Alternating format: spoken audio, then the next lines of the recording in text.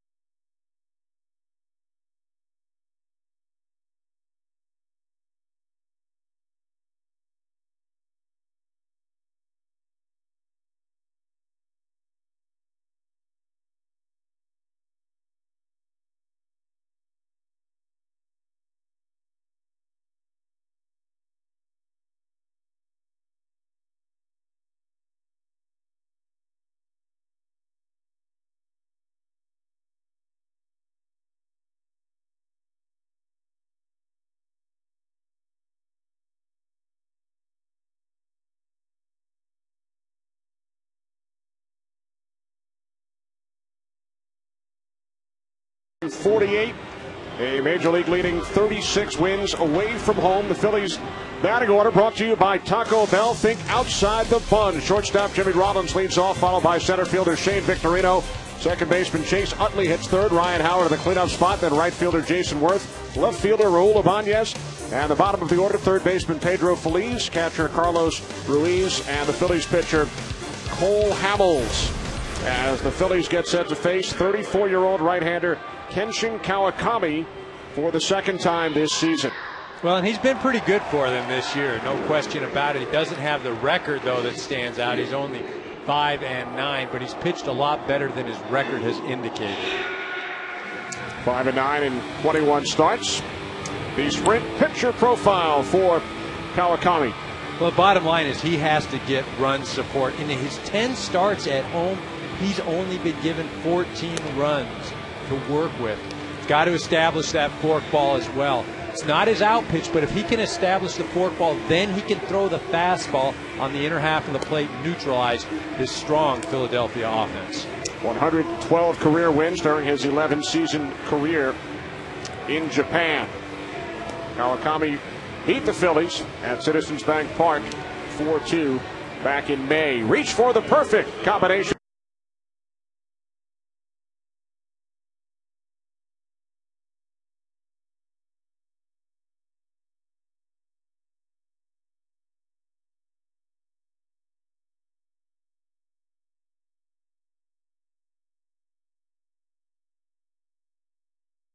year, but it's a different ball club this year with the Braves. The Braves, arguably the best 1 through 5 starting pitching in all of baseball.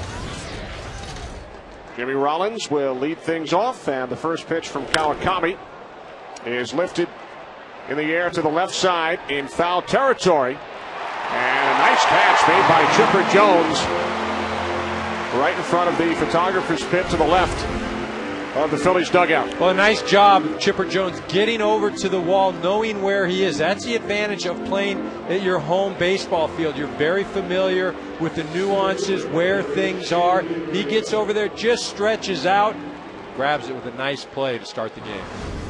One pitch, one away. Here's Shane Victorino, who was not wearing that green hula skirt that he modeled for Chris Rose just moments ago during our pregame show.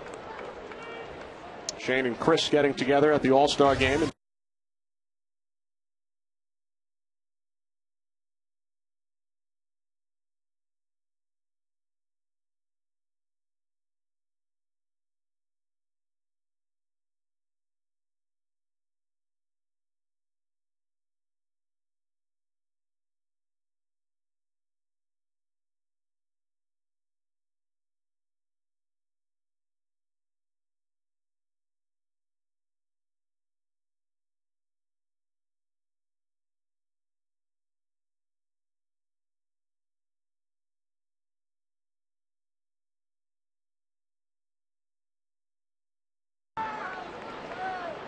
As Chase Utley steps in.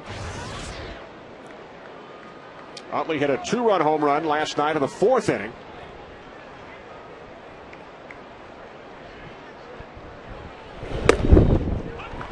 Called strike, 0-1.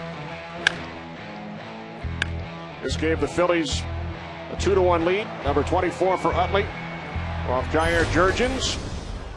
Braves would tie the score in the bottom half. Phillies won it on the Howard home run at the top of the 9th.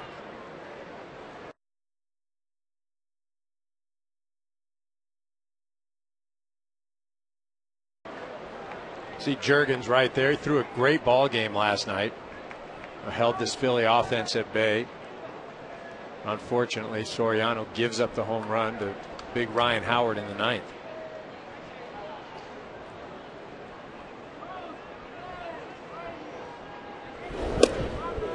Now 2-1. You talked about the Braves starting rotation. Derek Lowe leading Atlanta with 12 wins.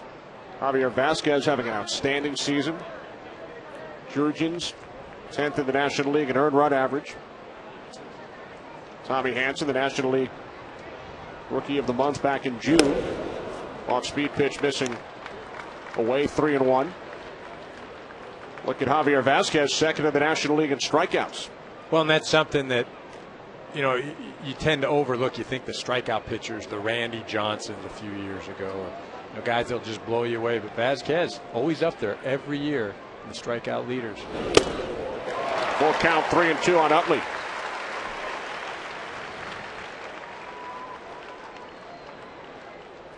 Braves third in the National League in earned run average. They've allowed the fewest home runs, although they were beaten by the long ball last night.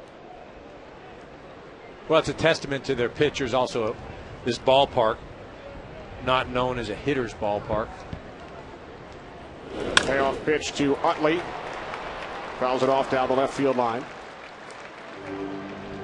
There have been fewer home runs per game hit at Turner Field this season than any other ballpark in the major leagues. Right, in San Francisco, second, Dodger Stadium third, and ironically, you look at, you know, the pitching staffs of all three of those ball clubs very successful, but they are also aided, you know, with the fields that they play in. Payoff pitch from Kawakami in the air to left field. Garrett Anderson is under it. A 1-2-3 10-pitch first inning for Kenshin Kawakami.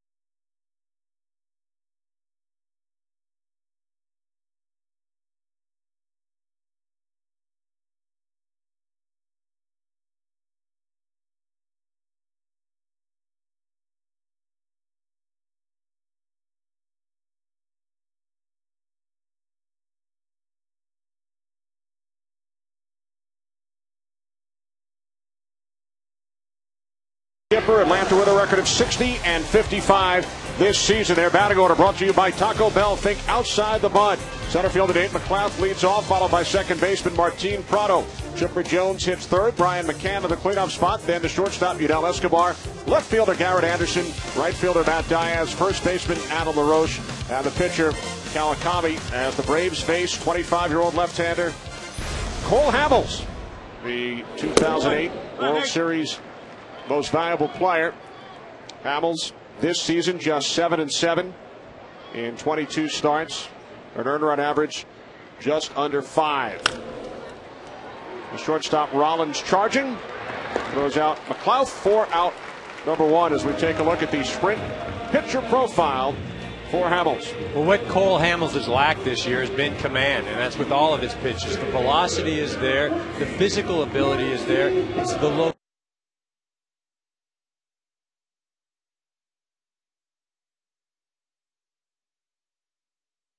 And then next thing you know, somebody hits one out of the park.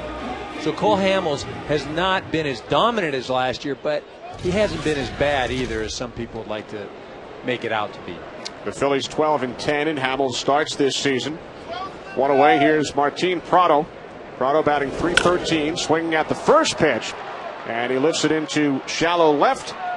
The shortstop Rollins makes the catch for out number 2. Ibanez in left, Victorino in center, Worth in right. Ryan Howard at first base, Chase Utley at second, Jimmy Rollins at short, Pedro Feliz at third, and Carlos Ruiz behind the plate. Well, you know, we talk about this Philly defense as far as just introducing them, but you know what doesn't get a lot of recognition is the fact they've got the fewest errors in the National League. You know, when you think about this ball club, you think about the Mashers, guys like Ryan Howard, guys that can hit the ball out of the ballpark. The bottom line, they catch the ball as any team in baseball. A terrific defensive game for the Phillies last night. Braves hit 5 balls that were caught either against the wall or on the warning track. Chipper Jones, a .400 lifetime hitter against Hamels, 8 for 20. Highest average among all active players against Cole Hamels. 15 home runs this season for Chipper. He's driven in 54. The 2-0. Swing and a miss, 2-1. Well, you're looking at one of the most productive switch hitters to ever play the game. You know, you think of some of the great names. You think of Mickey Mantle, Eddie Murray comes to mind, you know, Reggie Smith. Chipper Jones' numbers are as good as any. And today, Eric, his 200th career game against the Philadelphia Phillies. Well, and he's had great numbers against the Phillies throughout his career, and it's ironic because that's, you know, one of the teams that's always been the top of this division, the New York Mets, and he has great numbers against both of those ball clubs. Chipper draws a 2-out walk. Look at his career numbers: .310 batting average, 423 home runs. 42 of those home runs have come against the Phillies.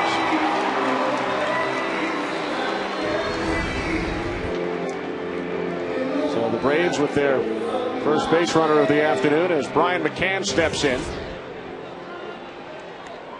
We told you Chipper has the best career batting average against Hamels among all active players. McCann has driven in the most runs. 8 career runs batted in against Cole Hamels. Fouls off the first pitch, back behind first, 0-1. Well, you know, when you think of this Atlanta Brave organization, there's no question Chipper Jones is the face of the franchise, but quickly becoming the foundation of this franchise is this young man right here, Brian McCann. You know, has established himself as not only an excellent player, a guy that can produce on the field, but what he does in the clubhouse, his leadership ability, his command of the pitching staff. And you see right there what he's done offensively. First, and first. And 4 all-star selections during that time period as well. His teammate Matt Diaz said earlier this week, I don't think anyone would deny McCann is the leader of this team.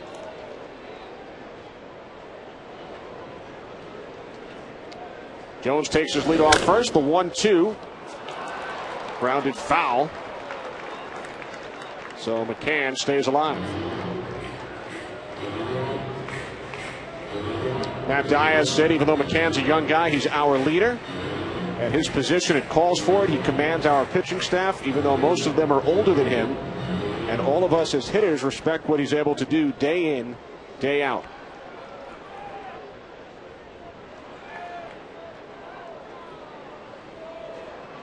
The 1-2 from Hamels. Foul back.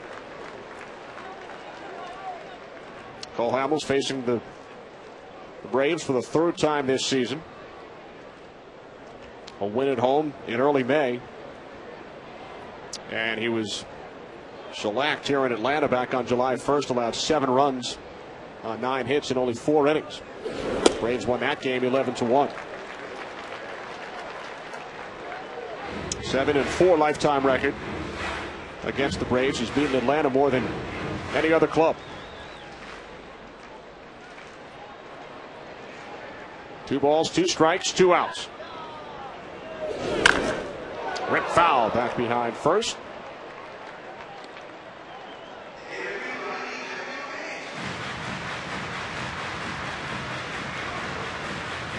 Joe Blanton, last night's Phillies starter. Allowed only 2 runs, 7 hits in 7 innings.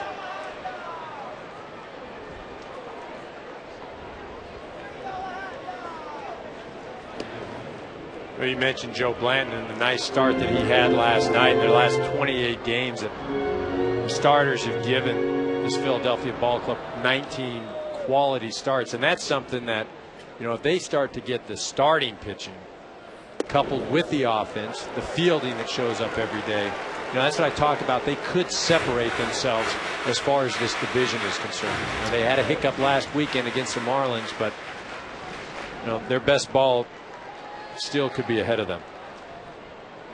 Payoff pitch to McCann. He fouls it back to the screen. A starting rotation, Eric, that now includes Cliff Lee and Pedro Martinez. Well, Cliff Lee has been absolutely unhittable since he's come over, giving them innings, production, and has really become the #1 starter on this staff. 10th pitch of the at bat. Another foul. So after Hamels retired the first 2 Braves on a total of 3 pitches, he walked Chipper Jones and has thrown 10 pitches to Brian McCann.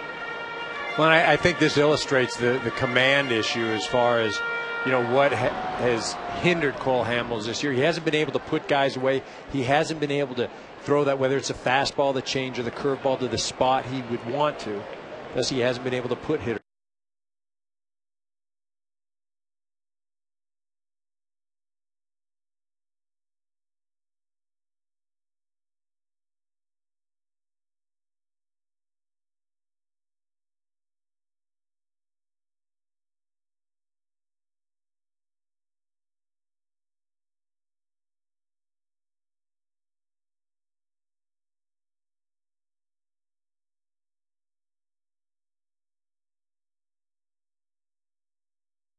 For 8. Would you believe?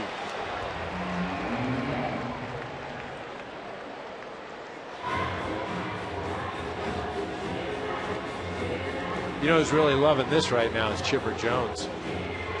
You know, on each of these he's running, obviously, and he's been doing it for the last couple of pitches. We heard "Staying Alive" over the public address following the last foul. This one should be playable. The catcher Ruiz is called off by the third baseman Phillies, and after a 13-pitch at bat, Brian McCann is retired. Ryan Howard will lead off for the Phillies when we return to Atlanta.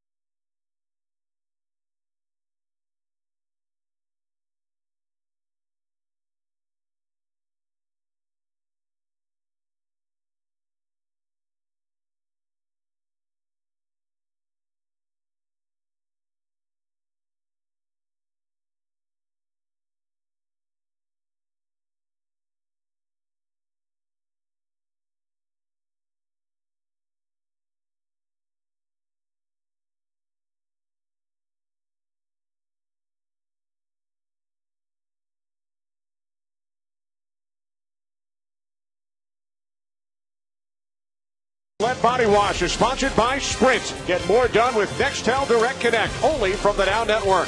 By Taco Bell, think outside the bun. And by Ford, we speak car, we speak the all-new Ford Taurus.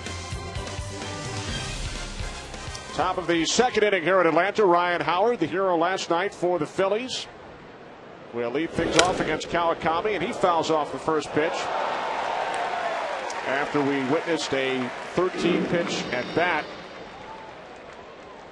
just moments ago. Brian McCann, appropriately enough, fouling out to end the at-bat and the bottom of the first inning.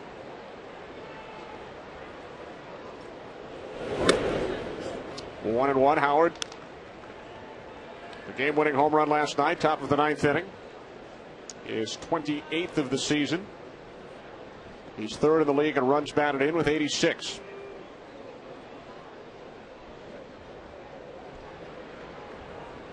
A 1-1 from Kawakami, with the Braves employing the shift.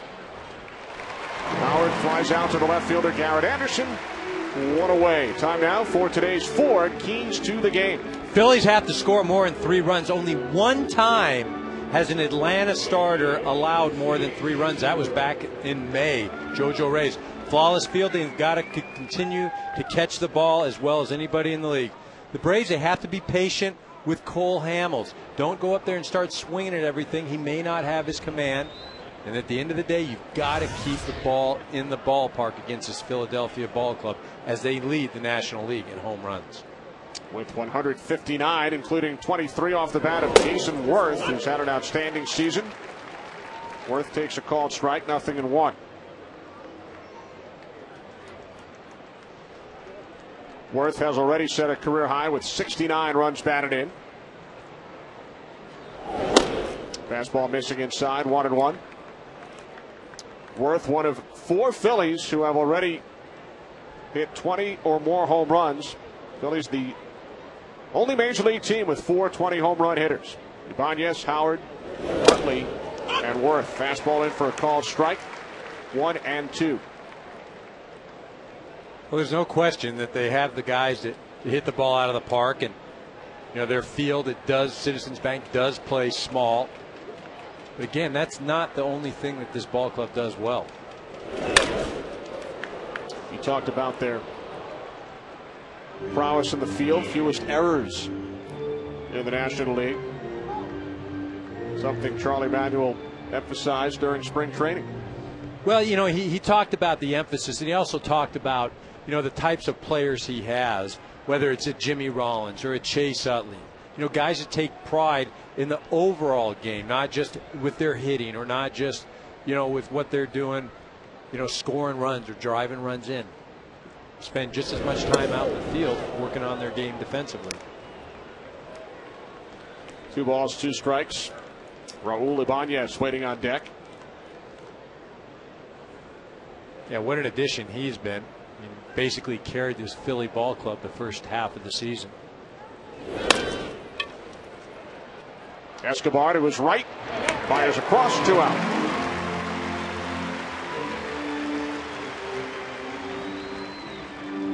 Five up, 5 down for the Phillies so far today.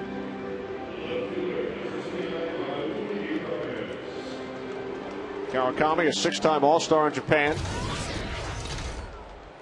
Won the Central League MVP award back in 2004. Won the equivalent of the Cy Young Award in Japan. Pitched a no-hitter. Now facing Ibanez with 2 away.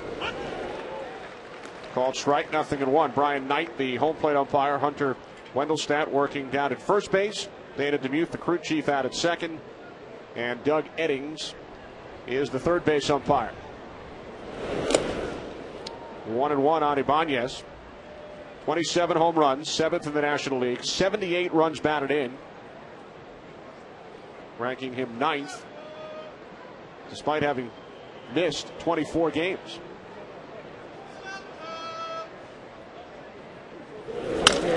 Right back to Kawakami. He says, look what I found. Throws to LaRoche at first.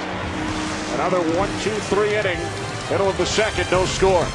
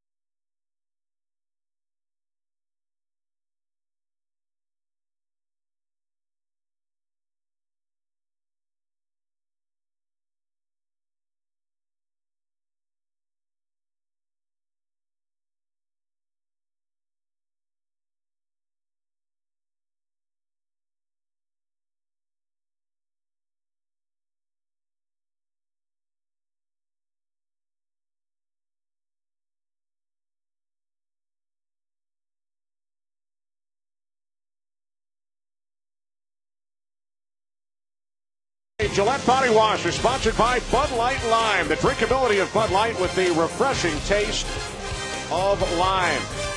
Kenny Albert, Eric Karros, Ken Rosenthal. Here in Atlanta, Braves and the Phillies are scoreless. Bottom of the second inning. As Yunel Escobar will lead off for Bobby Cox.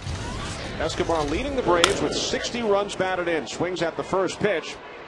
Hamels and grounds out for the shortstop, Jimmy Rollins. For more on Yunel Escobar, the Braves shortstop, we send it downstairs to Ken Rosenthal. Ken?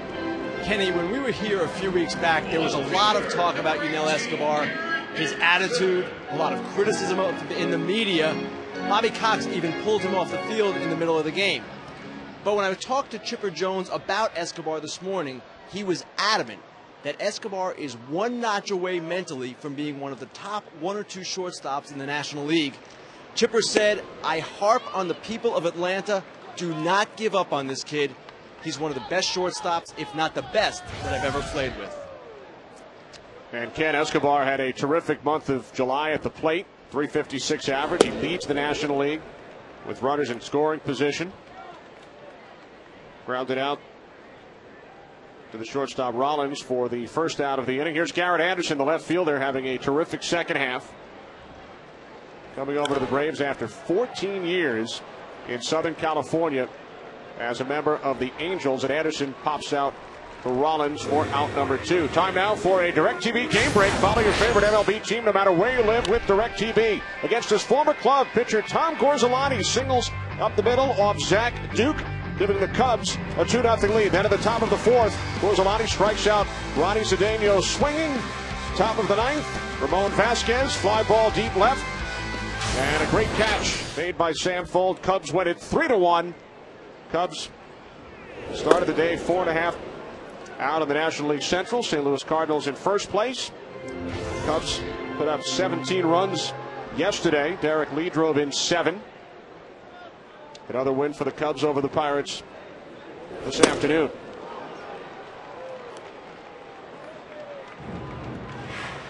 Cubs earlier this week swept by the Phillies at Wrigley Field. First time the Phillies swept a series at Wrigley since June of 1984.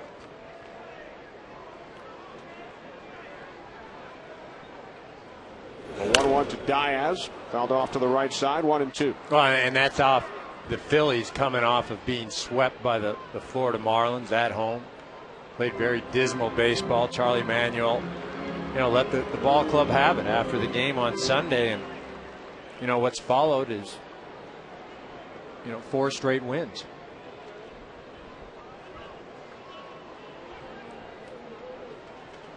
Ryan Howard said after that team meeting, Charlie does not usually talk unless there is something he feels he needs to address. That was a wake-up call. First base hit of the game off the bat of Matt Diaz. A 2-out single into left field. So for the second straight inning, the Braves with a 2-out base runner. Next week on Fox Saturday Baseball, the sizzling Yankees head to Fenway to take on the Red Sox. Many of you will see the Cubs and the Dodgers. Fox Saturday Baseball, presented by Gillette Body Wash, returns next week at 4 Eastern, 1 Pacific, right here on Fox. Yankees 22-6 since the All-Star break. A win in Seattle last night as Diaz goes and is safe as he slides into second.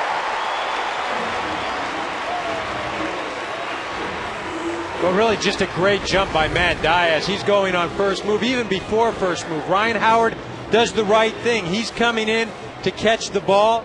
Boom, grabs it, makes a good strong throw. But again, because Diaz gets such a tremendous jump, he's got no chance. Ryan Howard doesn't with the throw down to second base. 8th steal of the year for Diaz. With Adam LaRoche at the plate. LaRoche playing in his 7th game since returning to the Braves. And he is hitting a sizzling .395. 3 home runs, 7 runs batted in. Spent just over a week as a member of the Boston Red Sox, traded by the Pirates to the Red Sox on July 22nd. and then dealt at the deadline on the 31st from the Red Sox to Atlanta, where he began his major league career.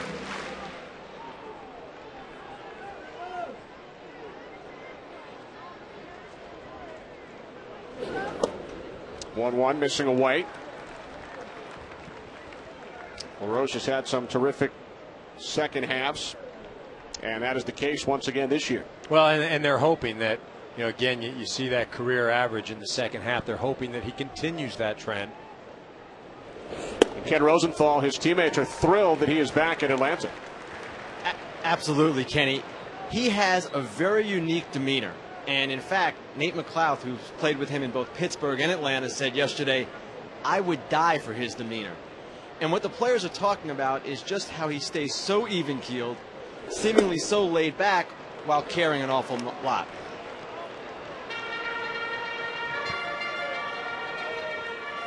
Full count, 2 outs. Bottom of the second inning.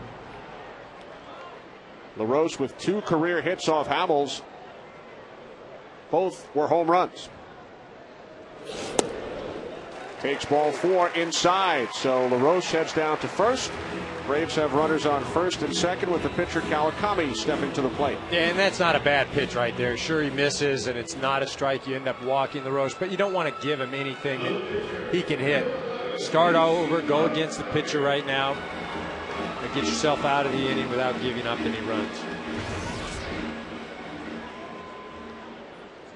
Kawakami 4 hits in 32 at-bats this season. Swinging at the first pitch and a backhanded play by Phillies. Long throw across to retire Kawakami. No score through 2. Will return to Atlanta after these messages from your local Fox station.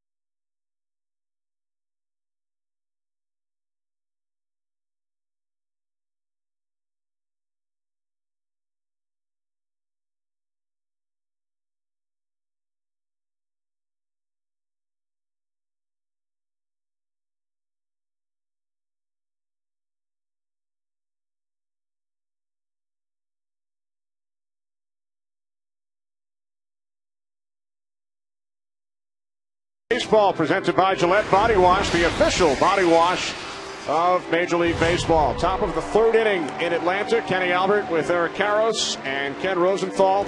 Phillies and the Braves are scoreless. Kenshin Kawakami has retired the Phillies in order in each of the first 2 innings. And we've been talking about the success of the Braves starting rotation so far this season. And we're pleased to be joined right now from the Braves dugout by Tim Hudson, who was on the comeback trail, made his 4th rehab start in Gwinnett on Thursday night, pitched 4 innings. How'd you feel? I felt really good. I felt really good. It was one of those things where, I was trying to come back from a little bit of a hamstring strain and just feeling it out a little bit at first, but as the game went on, I got a lot of confidence in my lower half, and I was really able to get out there and get after it.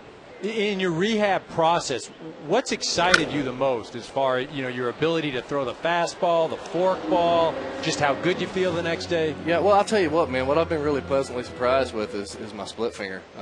It was one of those pitches that I really haven't had a good one in the last few years. But I just tell you what, the rehab that I've done for my elbow, strengthening my shoulder, and I'm able to get my arm slide up in a place that I hadn't been in a while. And I'll tell you what, it's made a world of difference for my split. And it's one of those things where the days after I throw, it's really bouncing back. My elbow's really bouncing back really well. So, I've been really pleased with that. My cutter's been really, really good from pretty much the start. My command on my fastball and my breaking ball is still a little bit of a work in progress. But all in all, man, I'm happy with where I'm at, and I think I'm pretty close. One away as Pedro Feliz grounded out to the third baseman Chipper Jones. And Tim, I know you were surprised Thursday when you looked up and the Braves had the night off, and you noticed a couple of your Braves teammates sitting in the first row. Yeah, it was a pleasant surprise. Rochi had mentioned the day before, he's like, man, we might come by there and watch you. We're going to golf during the day. We might come by there. And I was like, yeah, right. Whatever. So come walking off the mound in the first inning, and I looked over, and there they sat, man. He was giving me a couple words or two, and it was funny. It was great. I'll tell you what, man, we have some great teammates on this club, and that's evident of it. Not any other. I don't think there's another Major League club that would probably have a couple of star players on the club going to a minor league baseball game to watch a rehab start for a fellow teammate.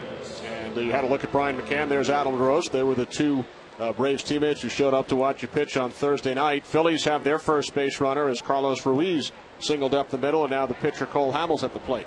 Huddy, when you went on the disabled list, you were the #1 guy, the ace of this staff. As you come back, what will your role be? It's I'll tell you what, our pitching has been really, really good all year. Obviously you have to commend Frank Wren and John Schultz and those guys for going out and bringing some great pitchers in this offseason. But, it's one of those things where, I've really progressed really well this offseason during the season. And I'm rehabbing to come back as a starter. Obviously, we have 5 guys that have really been doing a great job for us all year. And, I've said all along that, I want to come back and help us win in whatever way this team needs me. Obviously, I consider myself a starter. I consider myself a #1 starter. But I know there's a unique situation here this year with this club, and I think we have a really good chance to win. I love the makeup of our club, and wherever they want me to play, to pitch, I'm willing to do it. I hope it's in the rotation, but at the same time, I understand that things have been going really well with this club, and I think me coming back, regardless whether it's in the bullpen or in the starting rotation, I think it's going to really improve our club for this last month run. And let's not forget that offense you did at Auburn. Back in the day, they're bringing your bat back too. Yeah, exactly. I'm scaring everybody in the league. Oh, nice play. Diving stop by LaRoche for the final out, Tim. We appreciate you taking some time. Best of luck in your return to Atlanta. Good luck, Huddy. I appreciate it. See you, EK.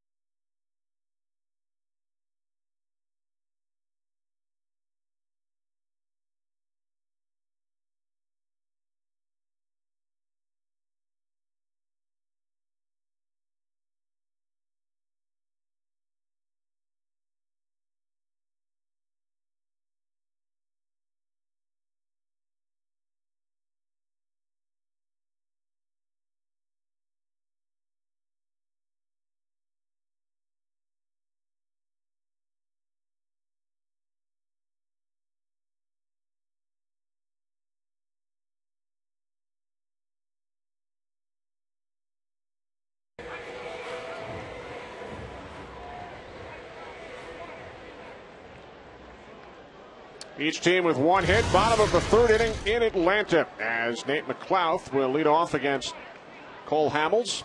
Top of the order, McLouth, Prado, and Chipper Jones for the Braves.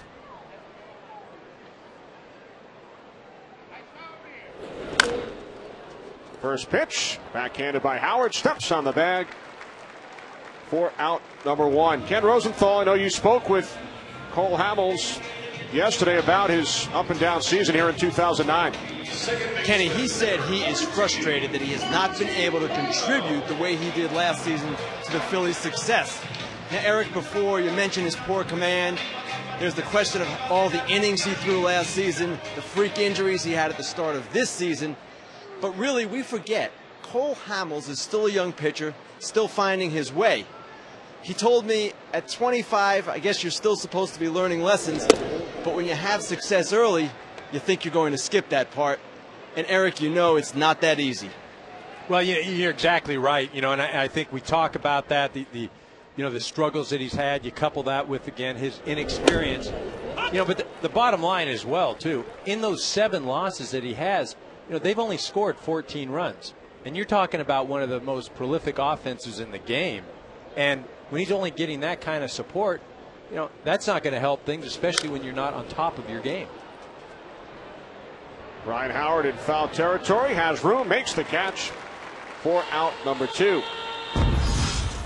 Well, Hamels reached the pinnacle last season, MVP of both the National League Championship Series and the World Series. Went 4-0 in 5 postseason starts. This year, just 7-7 in 22 regular season starts for the Phillies. Again, there's a ton of reasons, why he hasn't had the success. But then again, that run he was on in the postseason and at the end of the year last year, is that what we are to expect from him all of the time? I think those are unrealistic expectations.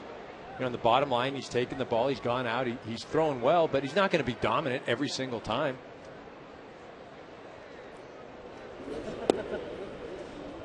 One and one now on Jones. Hamels already has won 45 career games, just 25 years of age. Alternated winning and losing months so far this season. Chipper, shallow right.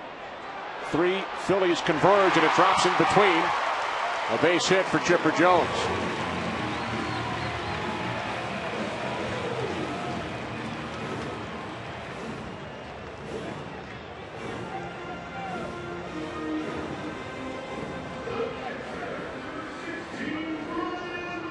So the Braves with a 2-out base runner here in the third.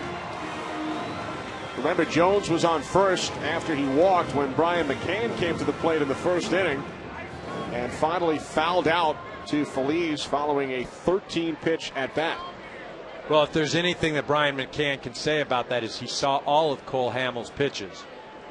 Pitch number 1 of this at bat is low and inside, ball 1. And that's where, as a hitter, you can take a previous at bat, and use that in this at bat. You can take what you learned. You saw the break of the pitches, what he likes to throw, where he likes to throw it. 1-1. Use that to your advantage as you approach this at bat. McCann fouled off 9 pitches during that first inning plate appearance. Chipper Jones takes his lead off first. 2 outs. Bottom of the third inning. 2-1 on McCann.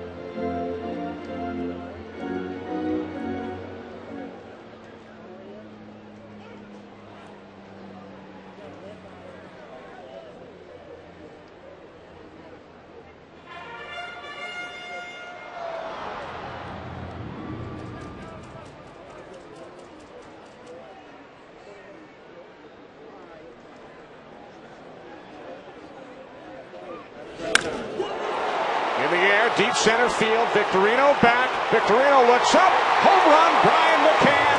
2-0 Braves.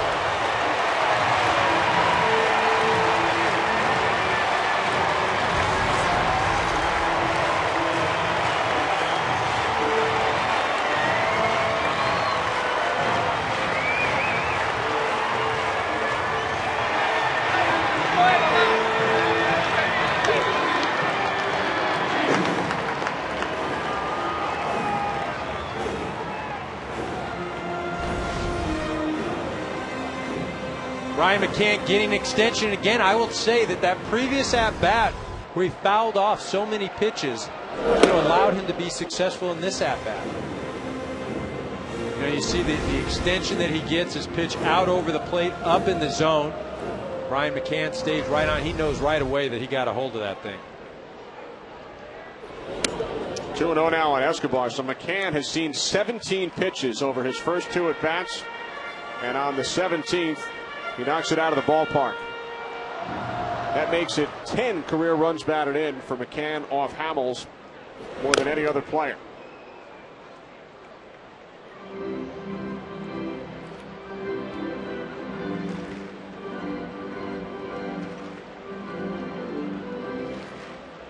Ryan McCann has struggled offensively as well as of late. That'd be a real boost to him and the ball club. And now Escobar, deep center field. Victorino back. Victorino on the water track, makes the catch up against the wall to retire the side. But McCann takes Hamels deep with 2 outs in the bottom of the 3rd inning. His 13th of the season. 2-0 Atlanta.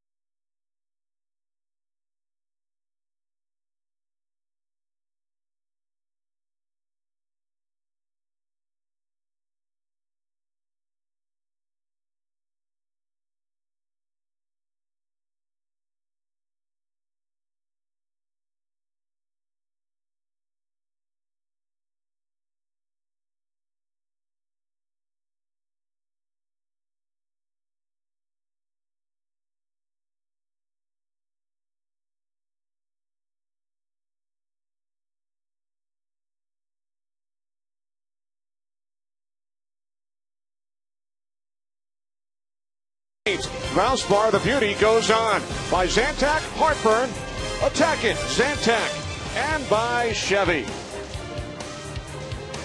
A beautiful Saturday afternoon here in Atlanta, Georgia. The Braves with a 2-0 lead on the Phillies. Brian McCann took Cole Hamels deep, his 13th home run of the season, the bottom of the 3rd inning.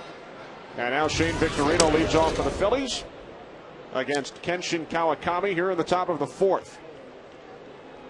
Victorino bounced back to Kawakami, his first time up.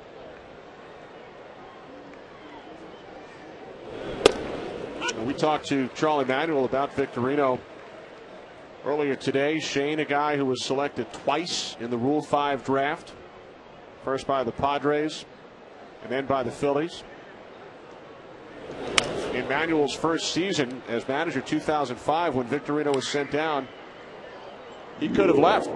Could have looked for another organization, but Ruben Amaro Jr., who is now the Phillies general manager, talked Victorino into staying with the Phillies. Yeah, it turns out to be one of the best moves under Ruben Amaro, although, as you said, the assistant GM at the time. But again, Victorino could have gone to any ball club because he had to stay on the big league club because he didn't make the team. Being sent down, he could have gone back or left, and he chose not to and went down and played for Gene Lamont. Gene Lamont raved about him, told Charlie Manuel that one of the best center fielders that he had ever seen. Wound up winning the Most Valuable Player award in the International League during that 05 season, called up by the Phillies late in the season. And the rest has been history. A base hit down the right field line. Victorino heading for second. Diaz finally fields it in the corner. Victorino on his way to third, and he is in with a stand-up triple. Victorino's 9th three-base hit of the season.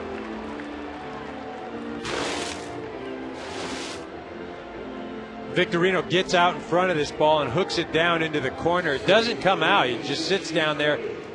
Once it does that, there's no way Matt Diaz is going to get the speed of Shane Victorino. You see him running all the way.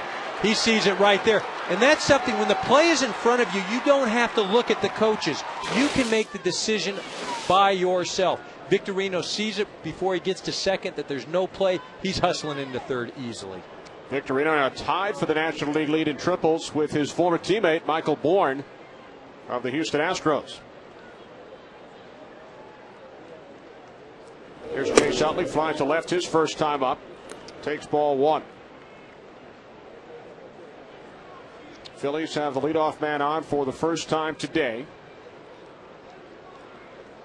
Victorino takes his lead off third.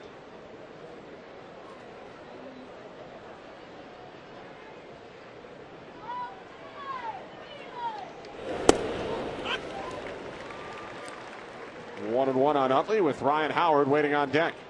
Well, right now, if you're Kawakami, all you're trying to do is minimize damage.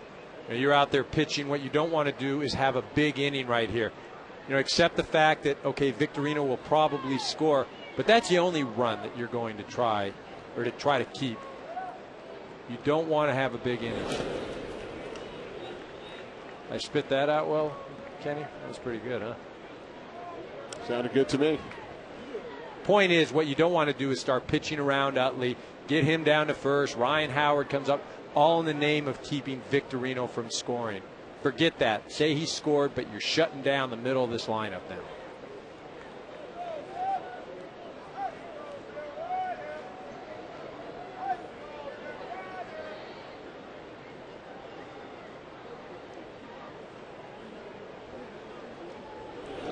Two one. Utley fouls it off. Down the left field line, 2-2. We saw Chase Utley prior to the game watching videotape of at-bats in previous years. And he just said he's not feeling it right now, although he hit the home run.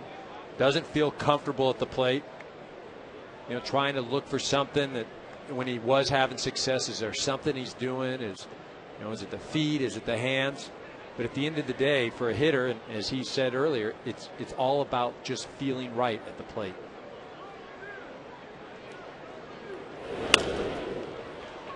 Left field. Garrett Anderson makes a sliding catch. Victorino forced to hold.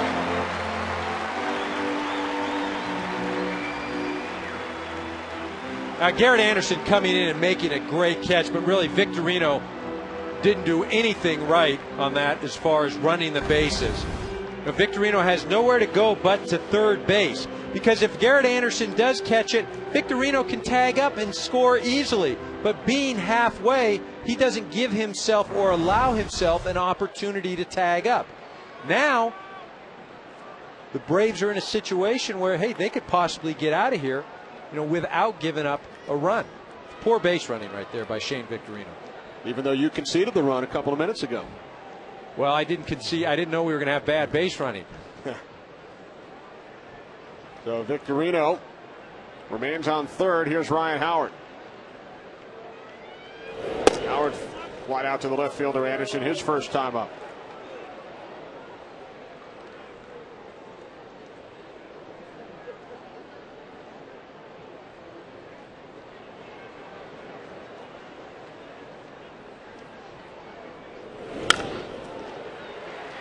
Diving stop by Prado. Victorino scores easily, and Howard is out at first. Prado playing in shallow right makes the play to retire Howard, but Ryan does drive in his 87th run of the season. Well, you see where Prado is. He's playing in that softball position, sort of rover-like. makes a diving play about 15 yards away from the infield dirt, gets up and makes a strong throw. I mean, heck, from there you almost have to use a relay man to get to first base. Makes a good strong throw. LaRoche, a nice stretch, and just beats Ryan Howard at first base. With 2 away, here's Jason Worth, grounded out to the shortstop Escobar, his first time up.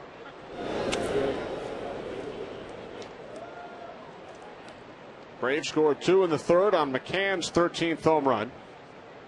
Phillies have come back with a run here in the fourth, following the Victorino leadoff triple.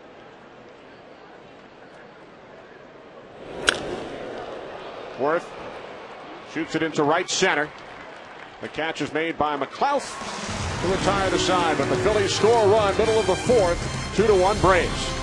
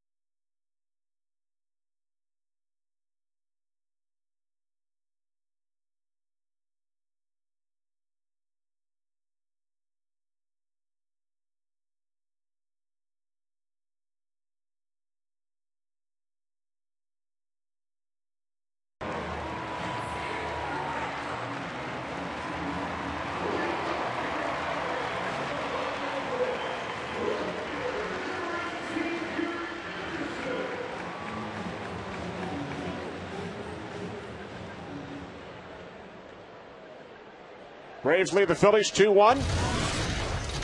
As we welcome you back to Atlanta, Fox Saturday Baseball. Garrett Anderson leads off here at the bottom of the fourth inning and takes a called strike.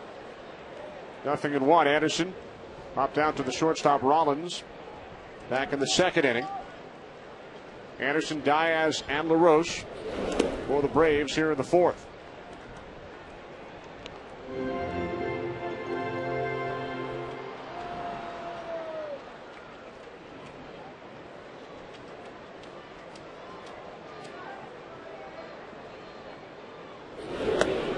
Hamels missing away, 2-1. Anderson has provided a nice veteran presence in the Braves clubhouse after 14 seasons as a member of the Angels. 3-time All-Star. Knocked down by Howard, and he takes it to the bag for out number 1. We spoke moments ago with Phillies pitching coach Rich Doobie about the performance so far today from his starter Cole Hamels. Oh, he's throwing the ball fine. I mean, he jammed Chipper there for that blue base hit before McCann's home run, and McCann's had good at-bats against Cole over the course of the year, so it's one guy that does give him a tough time in that lineup, and he got a ball that he could handle. Rich, in your last 28 games, your starters have been dominant. I mean, under a 3 ERA. What has turned it around for your starters? Oh, I don't know. I just think, you're getting rolls as a club and momentum builds, and I think everybody wants to keep it going. And, we got out of the blocks real slow this spring, but the second part of the season we've thrown the ball well, and guys are pitching up to their capabilities. How exciting has it been to add Cliff Lee and Pedro Martinez to the rotation? Well, Cliff's been fabulous. He's been everything that people have talked about. He gives us big innings. He keeps us in ball games, and he works very quickly. And Pedro had a good outing his first time, so we're looking for big things out of him also. Thanks, Rich. All right, thanks, guys. And there is Pedro Martinez, who picked up the win in Chicago on Wednesday. About 3 runs, 7 hits in 5 innings. And Pedro scheduled to take the mound on Tuesday when the Phillies host the Arizona Diamondbacks. The 2-1 Diaz. He went around, now 2-2. With Pedro, I think why he can be more effective pitching for this Philadelphia ball club is the offense that he will be provided. He's the type of guy that, if he's given run support, he can go out there, kind of work his way, feel his way through, the game. He can experiment, he can create things. Where if he's got to pitch, it's a 0-0 ball game and he's just got to be dominant, I'm not sure he's still that type of pitcher. I think it's going to be a great fit, Pedro and the Phillies. And with the addition of Pedro to the rotation, the Phillies have moved Jamie Moyer to the bullpen. Moyer leads the Phillies with 10 wins, but has a high earned run average as Diaz draws a 1-out walk. We take you to Wrigley Field on Wednesday. First start of the 2009 season for Pedro Martinez, who was matched up against Jeff Samardzija, who was making his first Major League start. The former wide receiver at Notre Dame. Pedro struck out 5 innings, 7 hits, 3 runs. So the 46-year-old Moyer now available in the pen. The 37-year-old Pedro Martinez, a member of the Phillies rotation. Here's Adam LaRoche. And Ken Rosenthal, you were in the Phillies clubhouse yesterday and witnessed an amusing scene involving Pedro. A little black bag, kind of for his personal effects. It had a Mets logo on it. The Phillies took notice of this and basically ordered him to dump it, which he did. And he said to Jimmy Rollins, actually shouted, "You're my witness." Rollins replied, "Well, cut the umbilical cord." So you thought, well, the scene might be over. But Shane Victorino took the bag out of the garbage, mounted it on top of the television set, the big screen TV in the Phillies clubhouse, and he told Pedro to burn it. Eric, is that similar to the reaction when you showed up in the clubhouse with a Dodgers toiletry kit? I knew better. I didn't have any Dodger stuff when I walked in there. No, sir. So Pedro taking his life into his own hands by showing up in the Phillies clubhouse with a bag with a Mets logo. It's not a burn. It'll be a sacrifice. That bag will be sacrificed. Well, Pedro, Marty Aronoff pointing out that in his last start, he had 14 swings and misses. And I think that's what separates him from a guy like Jamie Moyer. But Jamie Moyer is not going to get a lot of guys that he's going to overpower, maybe get out on the front foot, hit the ball off the end of the bat. But, that is the potential that Pedro offers as he starts these next few games. There's Jamie Moyer. Been very professional, obviously not happy about the role he has now, but, as a veteran, said he's not going to disrupt the ball club and what they've got going here. And, he'll do the best he can in the role that he has now.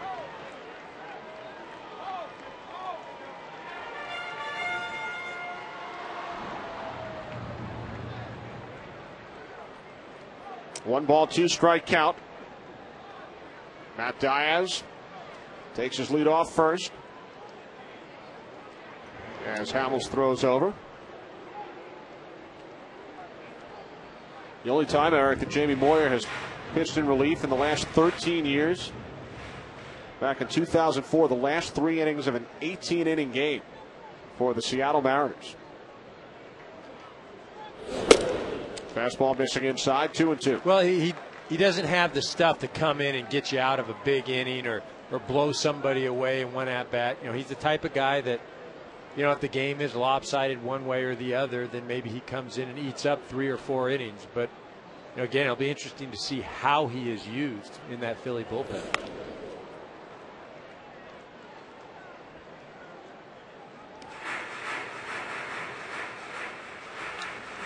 Boyer, 16 wins last season, 256 in his 23-year Major League career.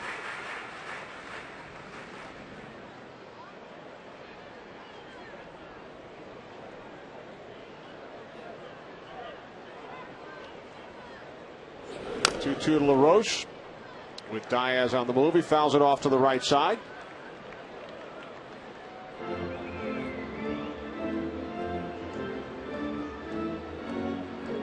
You mentioned Diaz on the move. He is on the move after he is sure that Cole Hamels is going home. Remember when he stole a base earlier in the game, he took off before Cole Hamels had even delivered the ball. LaRoche down on strikes. First strikeout of the game for Cole Hamels.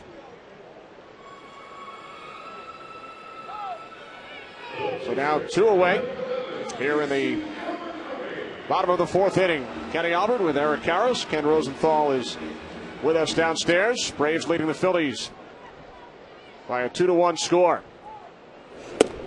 With Kawakami at the plate, Fox Sports is proud to support the Michael J. Fox Foundation for Parkinson's Research. The Michael J. Fox Foundation's goal is to drive the development of better treatments and a cure for Parkinson's. To learn more, please visit michaeljfox.org.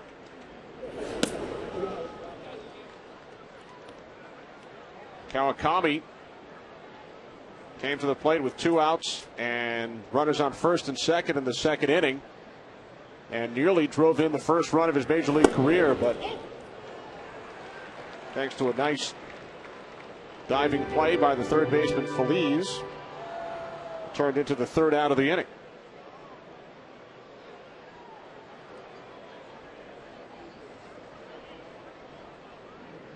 The 2-1 on the ground to the shortstop Rollins. And that will do it for the Braves in the 4th. Diaz stranded. Braves continue to lead the Phils 2-1.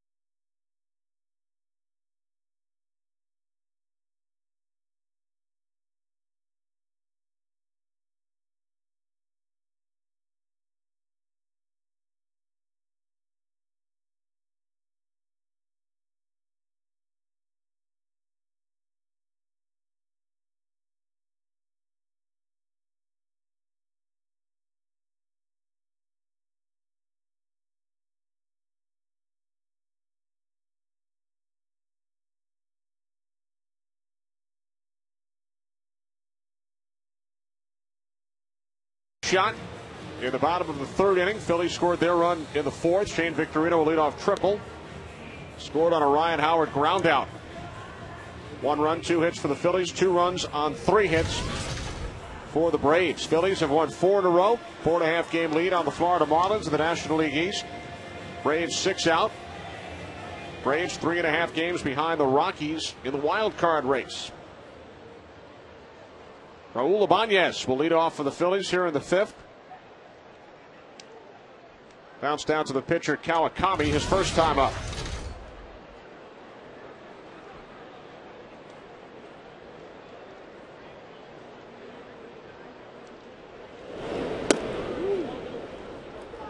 Ibanez at 37 years of age. Got off to a great start after coming over from Seattle, where he was named the Mariners' most valuable player last season. Named to his first All-Star game. But has struggled during the second half, batting just .245 since coming off the disabled list. A shot past LaRoche and rolls into the right field corner. So Ibanez in with a stand-up double, his 24th two-base hit of the season. Again, another pitch that a Philadelphia hitter is able to get down the first baseline. This one doesn't roll into the corner. Matt Diaz hustles over there and cuts it off before it gets to the wall. Ibanez in easily to second base for a leadoff double. And for more on Ibanez, we check in downstairs with Ken. Kenny, there was no way Raul Ibanez could stay as hot as he was in the first 2 months of the season, and his struggles actually date back to June 2nd. Since then, he's hit only .232. He had that time on the DL with the groin problem that you mentioned, but he told me yesterday, quote, "Stuff is getting figured out." And I asked him why. Is it video, conversations with players? And he said all of it. And he said one strength of the Phillies is that you can talk to anyone about your hitting. And he mentioned specifically Jimmy Rollins and Matt Stairs as guys who always have insights about the offensive part of the game.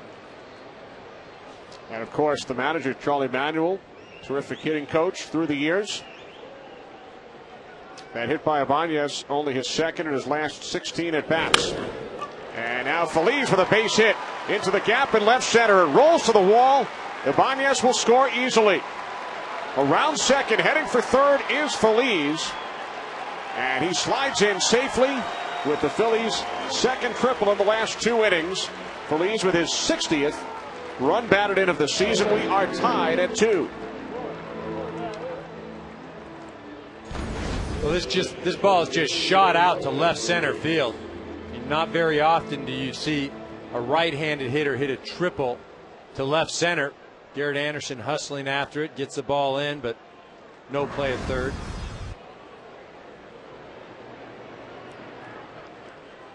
Of the Phillies' 4 hits today, 3 have gone for extra bases, including 2 triples. First pitch to Carlos Ruiz, catching the outside corner, 0-1. Ruiz with the Phillies' only single today, back in the 3rd inning.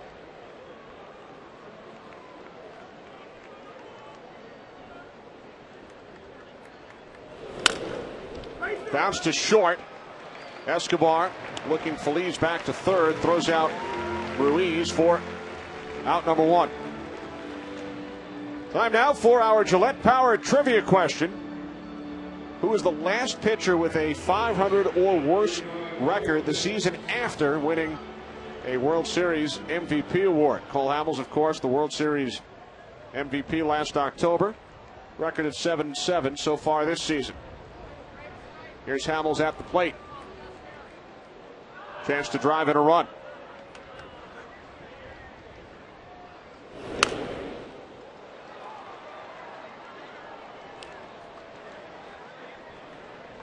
Hamels with 3 runs batted in this season.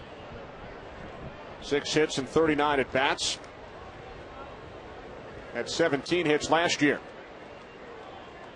Braves playing the infield in again, hoping to cut off the run at home. 0-2 on Hamels with Jimmy Rollins waiting on deck. See the Braves infielders right there.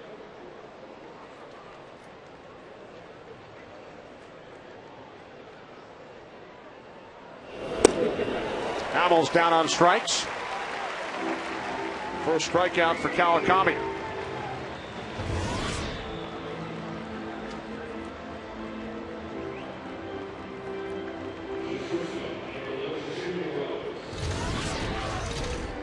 Two away. Here's Jimmy Rollins, who has been retired on two terrific defensive plays today.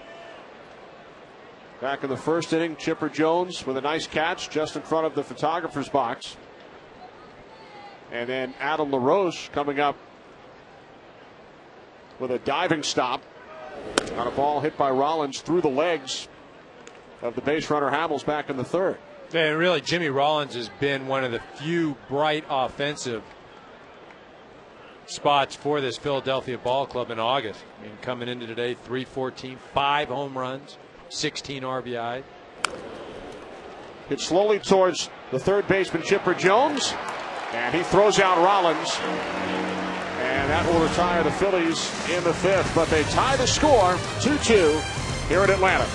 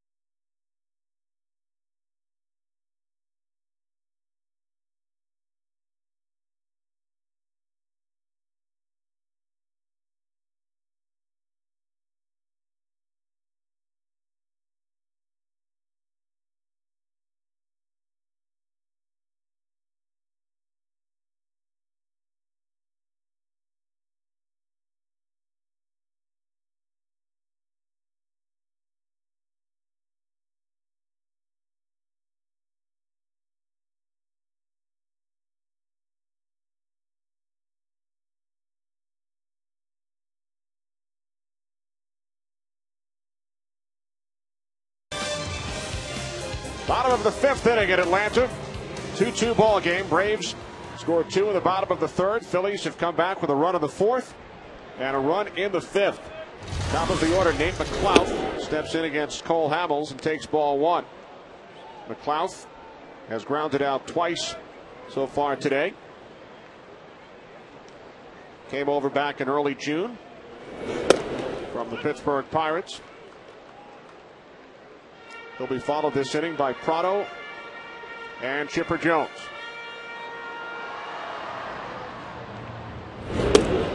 Fastball missing inside, 2-1.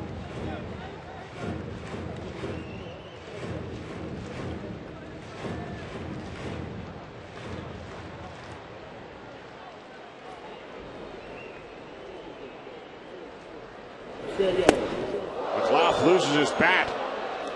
Lands on top of the first base dugout.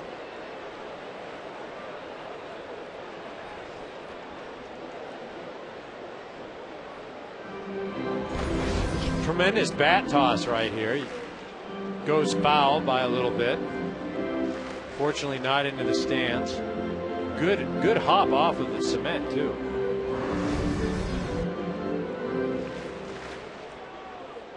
pine tar on that thing. You know, that happens a lot, not necessarily because, you know, the bat isn't sticky or you don't have, but sometimes, you know, you're throwing your wrist, you're flicking the wrists, and too much power sometimes.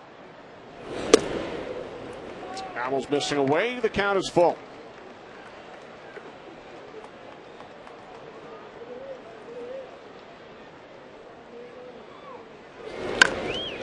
Bounce foul back behind first.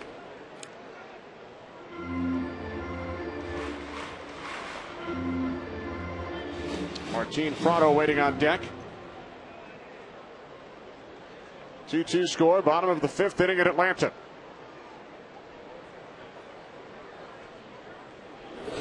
Payoff pitch from Hamels, missing low and away, so McLeod draws a leadoff walk. Time now for a DirecTV game break. Follow your favorite MLB team no matter where you live with DirecTV.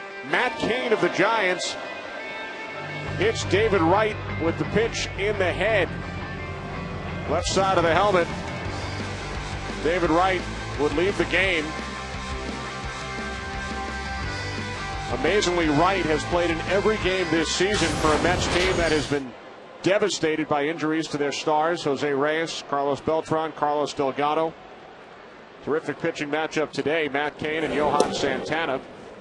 Mets lead the game 1-0 in the top of the fifth inning. Yeah, you just hope that David's okay. I think, you know, more, you know, if you can get past obviously the physical issues, you know, it's the mental part that's tough as far as getting back in that box. And, you know, I'm going to guess that you probably won't want to watch that or see that, him getting hit in the head. But, you know, that's one of the toughest parts of hitting is, you know, overcoming the fear factor in that batter's box. That's what's humbled many a great hitters that can hit at 5 o'clock in the afternoon but don't hit too well at 7 o'clock when the game starts.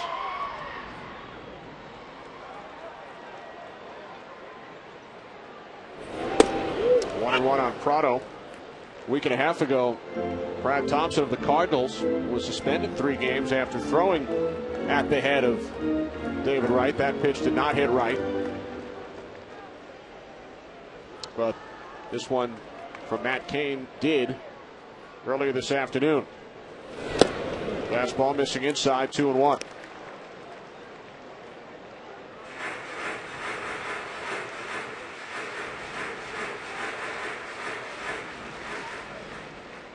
Bottom of the fifth inning. This will be pitch number 85 from Hamels today.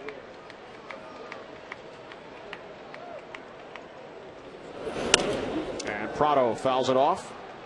2 balls, 2 strikes. Well, and Charlie Manuel spoke to us prior to the game. He mentioned that, you know, we'll be able to tell if Cole Hamels is on or off by his pitch count after the 4th inning. And, you know, sure enough, we're into the mid-80s, and, you know, we've completed 4 innings into the 5th right now. But he hasn't been sharp. Hasn't been able to put away hitters. You know, gone to deep counts. And also true to form, you know, he had that bad break. Chipper Jones gets jammed what would have been the 3rd out, and then the next guy up hits a home run.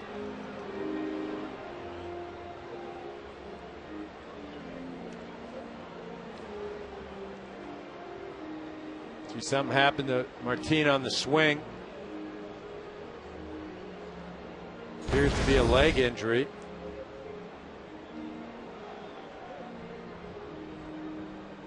He's wearing a guard over his it's not the left guard. ankle. Yeah, not the guard. It's something. It's a hip or something in the rotation. Seems to be okay. Ken Rosenthal, Prado has been sizzling over the last 6 weeks. In fact, just 33 hits during the month of July, 2nd in the major leagues. Kenny asked Bobby Cox about Prado, and he says that Prado hits 2 bullets every night. Yes, Chipper Jones. Chipper Jones says Prado is their MVP. He plays first base, second base, 3rd in the Venezuelan Winter League. He also plays left field, and he also is a tough guy. We're seeing it right now. Here's a guy that had a groin problem for about 2 months earlier this season, and one Braves official told me it was the kind of thing that would have sent most players to the DL. Thanks, Ken. Prado flies out to Victorino in center, 1 away. as McLeod retreats. We take you back to our Gillette Power trivia question. With Cole Hamels, the reigning World Series MVP, on the mound for the Phillies this afternoon, who was the last pitcher to have a .500 or worse record the season after winning a World Series MVP award. And the answer, Eric, Josh Beckett, who went 9-9 in 2004 after he was named MVP of the 2003 Marlins-Yankees World Series. I'll tell you, he had a heck of a playoff series, too, in 2003. Beat a Chicago Cubs ball club. Now look at McLeod coming out. As he had struggles with his hamstring. Missed a few games. So the Braves concerned for Prado a moment ago, and now Church replaces McLeod during the 5th inning.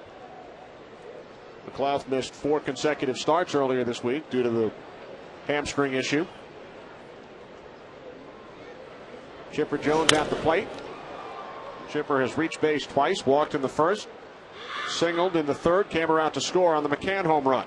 There's Ryan Church, came over from the Mets on July 10th in the trade for Jeff Francoeur.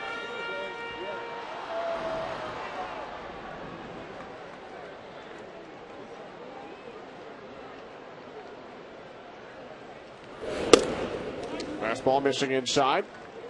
1-1. Chipper now 9 for 21 lifetime against Cole Hamels.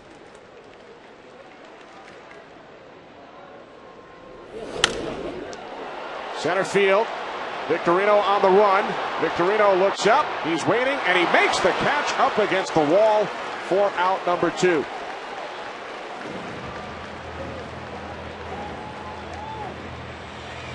Very frustrating as a hitter. He hits it to the deepest part of the ballpark. See, last night Brian McCann hits a ball to center field. Shane Victorino going back. He's getting to know that wall real well. Made some great catches last night. Here Brian McCann says, no way, not today. Going to put that thing over the fence so Shane Victorino can't run it down. Victorino has made 2 catches up against the wall today. Caught a bunch against the wall or on the track, 5 in all last night. And Joe Blanton, who started the game for the Phillies last night, said after the game, Victorino deserves an extra cookie at dinner tonight. Well, it's funny, you know, I mentioned that Chipper Jones, as a hitter, you're frustrated. You hit it, you know, you look at the numbers out there. There's 335 in left field, 400 in center. You know, it just happens you hit it 400 feet. You know, you hit it 399, you hit it to the deepest part of the ballpark, and you get nothing for it. And as a hitter, you're thinking, man, just a couple feet to the right or left.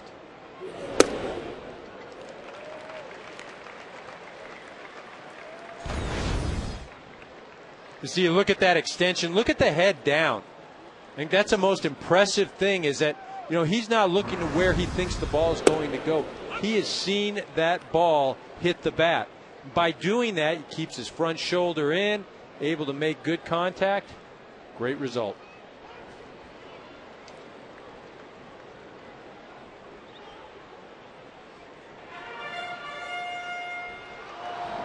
McCann has now seen 29 pitches.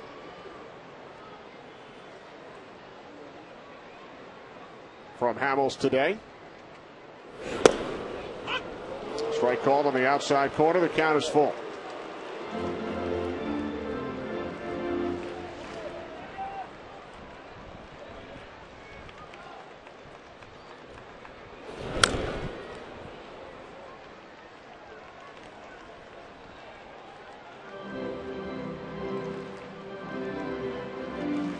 Brian Church, the pinch runner.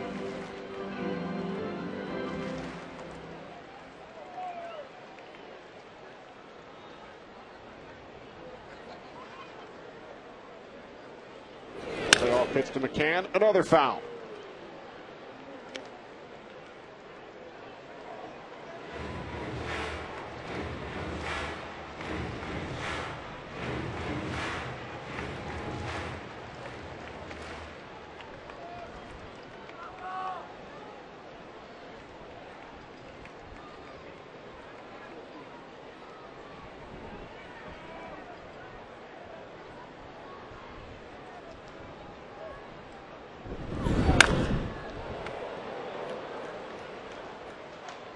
McCann, a 13-pitch at bat in the first inning.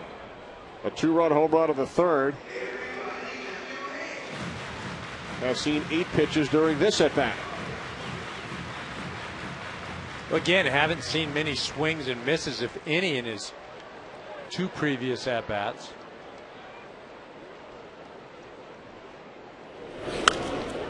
Yet another foul.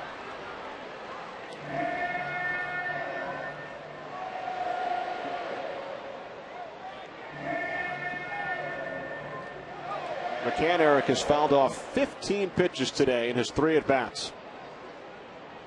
A lot of souvenirs. A called strike 3. So McCann down on strikes. Shane Victorino will lead off in the top of the 6th when we return.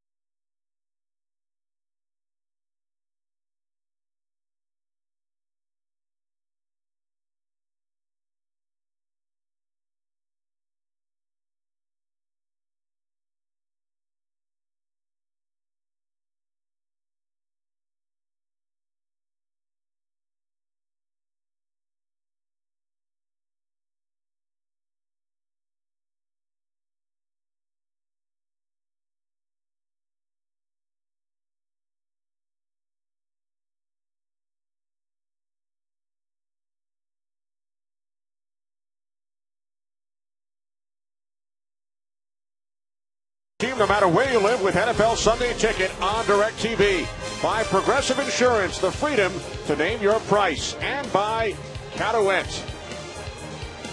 We move to the 6th inning here in Atlanta. Kenny Albert, Eric Karros, Ken Rosenthal. Phillies and Braves tied at 2. Phillies won last night's game 3-2. 2 changes for the Braves. Omar Infante replaces Martin Prado at second base as Shane Victorino takes strike 1. And Ryan Church, who pinch ran for Nate McLouth, remains in the game in center field. The 0-1, and Victorino lifts it into right. Diaz moving to his left. Makes the catch for out number 1. Well, the NFL is back on Fox this week with 2 preseason specials beginning on Thursday as Donovan McNabb and the Eagles take on Peyton Manning and the Colts. Then on Friday, the Dallas Cowboys play at their new stadium in Arlington, Texas for the first time as they host the Tennessee Titans. Both games start at 8 Eastern, 5 Pacific in high def, only on Fox. And we come to you from Atlanta, where Michael Vick, of course, played for the Falcons from 2001 through 2006. Now a member of the Philadelphia Eagles, officially signed on Thursday. Will not play in the game this Thursday, but is eligible to practice and can play in the Eagles' 3rd preseason game. So it's the Eagles and the Colts on Fox this Thursday night at 8 Eastern. Chase Utley at the plate with 1 away. And the count 0-2.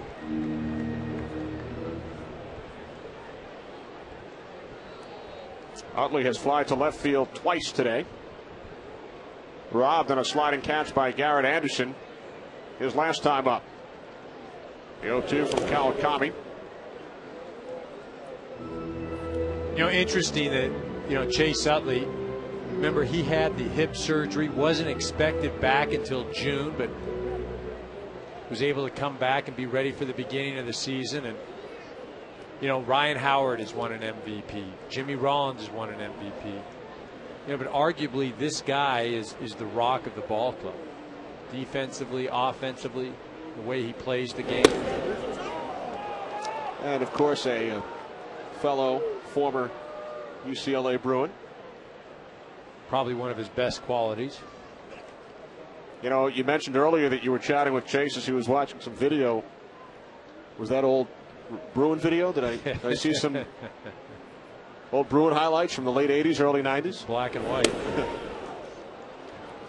But interesting talking to him, about the hitting and his struggles right now. And, and I asked him, is it something, is it with the feet, the shoulder, what gets you in trouble? And he said it's just a feel thing. And I can completely relate to that. I remember I'd be on deck, I'd be struggling, I'd be hitting off a tee, doing all kinds of drills, and then be on deck one time and I'd take a warm-up swing and boom, there it is. It clicks. Hard to explain, but easy to experience. Right field, Diaz. 2 outs. So Ryan Howard will step to the plate with the bases empty. Drove in a run his last time up. And for more on Ryan Howard, we send it downstairs to Ken. Ken, it's the usual story with Ryan Howard. The Phillies want him to make more consistent contact. At this point, he has 4 fewer homers and 11 fewer RBIs than he did in the same number of games last season, but his on-base and slugging percentage actually are higher. So, if he can get hot, have another big September, he can still finish with a monster season. You might remember last September, .352 batting average, led the National League with 11 homers and 32 RBIs. And Ken, he led all of Major League Baseball in home runs and runs batted in last season. 48 home runs. Drove in 146 runs. Well, again, I'll say this. He may not be the best player on the Phillies or even the best hitter, but I would argue that he's the only player that can carry the Philadelphia Phillies. We saw that last September, as Kenny mentioned. The shortstop playing to the right of second base from our view, throws out Howard.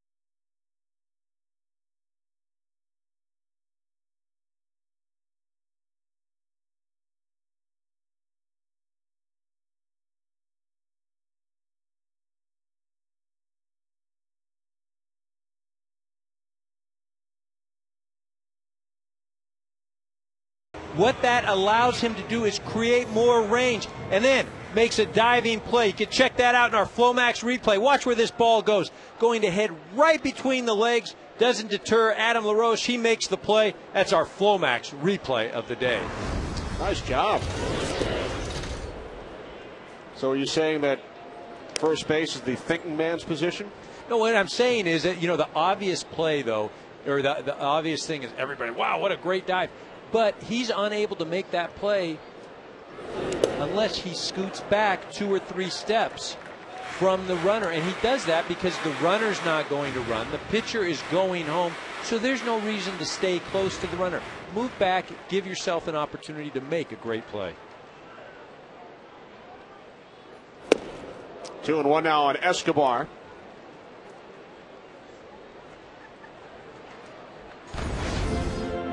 You see how Adam LaRoche, he's scooting back, and he's scooting back an extra 4 or 5 feet. If he doesn't do that, that ball's by him, first and third.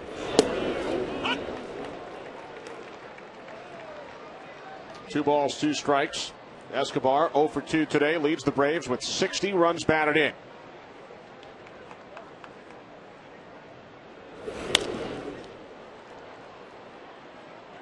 Well, you talk about the 60 runs batted in, and I mean, this kid's just been dynamite with runners in scoring position, hitting over 400. And for a young player, that's exceptional for any player.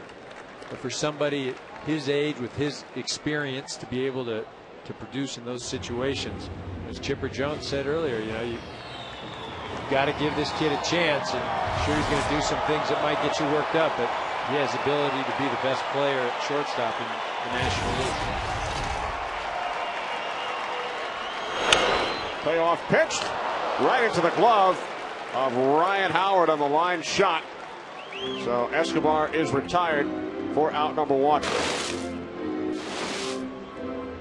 Well, Ryan Howard way off the bag, as you can see right there. And as a right-handed hitter, inside out that, so it's going to have a curving action back towards the first baseman. Ryan Howard making a nice stab. So 1 away. Here's Garrett Anderson. Anderson 0 for 2 today. First pitch. Grounds out to the second baseman, Utley. Well, Cole Hamels, who struggled in his last 2 starts, allowing 10 earned runs on 15 hits and just 10 to the third, with 2 outs in the 6th inning. Only 1 blemish, the Brian McCann 2-run homer in the 3rd inning. Well, and really the batter prior, Chipper Jones, gets jammed and flares one into right field. Didn't hit it hard at all. That could have been the 3rd out, and Cole Hamels would not have given up the home run, or at least would not have given up the 2-run home run to Brian McCann. There you see Chipper, future Hall of Famer, still doing it for the Atlanta Braves. Matt Diaz at the plate, has reached base twice today, a single and a walk.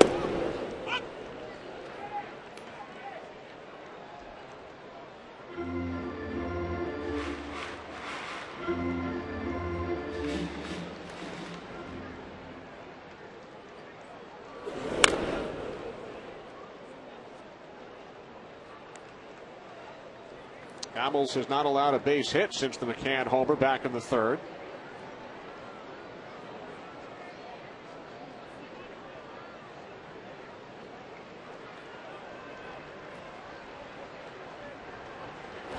Two off speed pitch on the ground to the shortstop Rollins.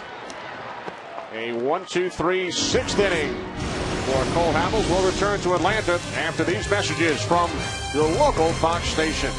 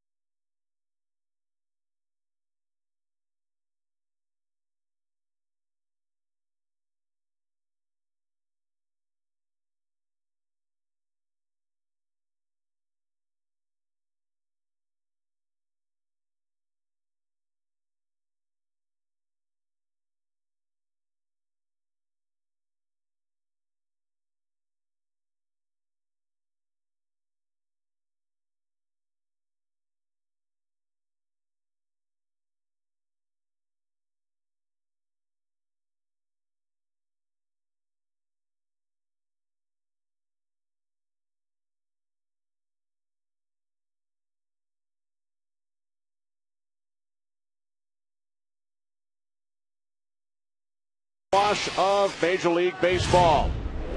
Top of the 7th inning here at Atlanta. How about the contrast, Eric, in the starting pitchers? Cole Hamels has thrown 111 pitches. This will be Kawakami's 70th pitch of the game, and we are tied at 2. Yeah, and I'd say with Cole Hamels, he didn't have his great stuff. Again, little doink hit to right field, and then the 2-run shot. He's had to labor, but he's labored successfully. I think that speaks volumes of a guy. Now Worth with a drive deep center field. It is out of here. Home run number 24, Jason Worth. It ties his career high.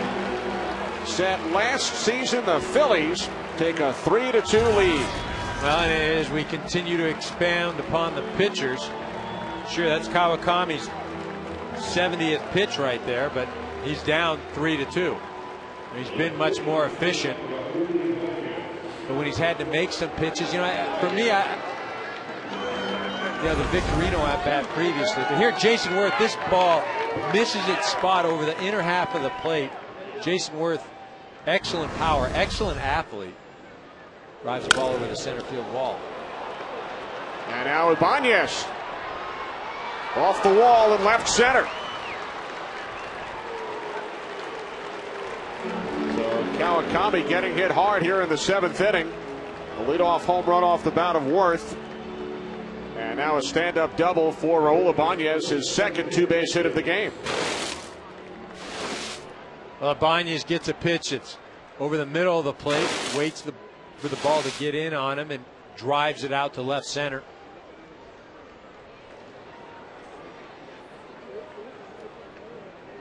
It's an important run out there for the Phillies. Phillies trying to move him over. Probably a pinch hitter for Cole Hamels this year.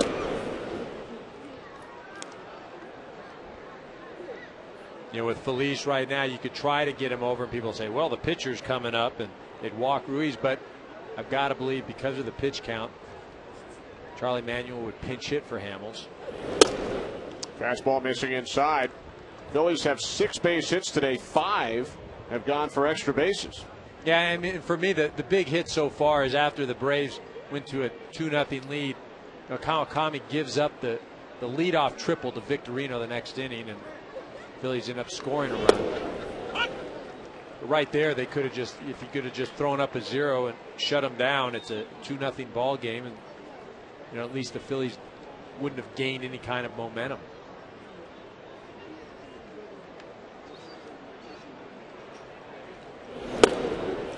Fastball catching the inside corner. Now 2-2 on Phillies. Eric O'Flaherty up and throwing in the Braves pen.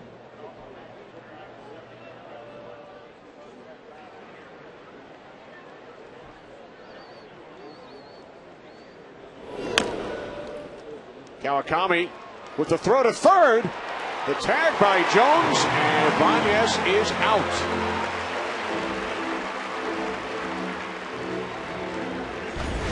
Well, Phillies still trying to hit the ball the right side. You can tell by the swing. Ibanez off immediately on contact right there. That's a tough play to read. Ideally sitting up here in the booth, you say, well, you've got to let the ball get by the pitcher. Right there, Ibanez making a decision out on the field. It ended up not being the right decision, but nonetheless, you can understand why he went immediately on contact. That's the second time today, Eric, that Kawakami has successfully gone for the lead runner. Did it on the attempted sacrifice bunt by Hamels back in the 3rd inning. Threw out Ruiz at second. Well, again, that was a nice play by Kawakami, and he didn't hesitate, just got the ball and threw to third.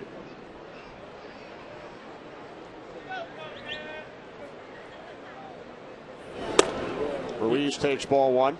And you wonder, did he just do that on his own? But more than likely, the catcher, Brian McCann, probably screaming third, because he's got the play in front of him. He can see Ibanez breaking and running to third base. Kawakami trusting his catcher, making the good throw. Ripped fair ball into the left field corner. Phillies rounding third, and he will hold there. A 2-base hit for Carlos Ruiz. Yet another extra base hit for the Phillies. And they now have runners on second and third with only one out. Well, again, you can watch Brian McCann, again, setting up on the outer half of the plate, then reaching over the inner half of the plate. You know, Kawakami still has the velocity, but what he doesn't have is the location right now. And again, it doesn't matter how hard you're throwing. If you're missing your spot and leaving the ball out over the plate. Now watch where McCann starts. He's here. Now watch where the glove is going to end up. We started out there. Oh, look at that. That's not good if you're a pitcher. Greg Dobbs announced as the pinch hitter. Bobby Cox out to the mound, and that will be all for Kenshin Kawakami.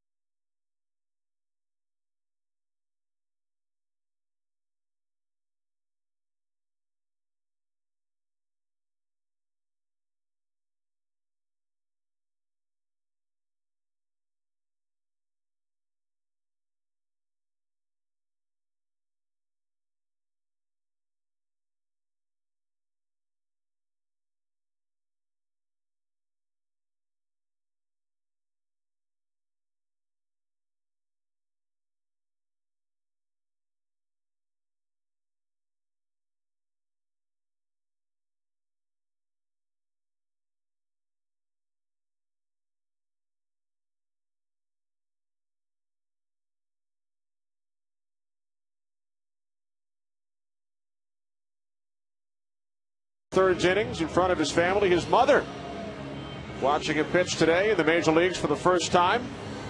Our Taco Bell Bring the Heat pitch speed comparison. Hamels has reached 95 miles per hour. The pinnacle for Kawakami has been 92. Yeah, and I think what this doesn't show, and probably more important, is the location. Just lost for Kawakami in the last inning, the last half inning here, unable to hit his spots. 24-year-old left-hander Eric O'Flaherty out of the Braves pen. Ben Francisco will pinch hit Greg Dobbs. The left-handed hitter was announced as the pinch hitter, but following the pitching change, Charlie Manuel elects to go with the right-handed hitting Ben Francisco. The Zantac relief pitcher profile for Eric O'Flaherty. Heartburn attacking Zantac. 1-1 on Francisco, who came over back on July 29th from Cleveland along with Cliff Lee. O'Flaherty 1-1 this season. Second and third, only one out. 1-1. O'Flaherty catching the outside corner, 1-2. Well, and as a hitter right now, you've got the infield playing halfway. You're looking for something to get up in the air. Look for something out over the plate. You can work. If he comes inside, he's probably not going to throw a strike inside, but he's going to try to work you away. See that right there in that situation. McCann again. He set in inside, but it was in off of the plate. O'Flaherty left it out over. Francisco fouled it off. The pitch that he's going to be able to hit will be out over the plate. If they go inside, it's for a ball. 2 balls, 2 strikes. Francisco, as a Philly, 7 for 28, 2 home runs, including a 12th inning game-winning shot at Wrigley Field earlier this week.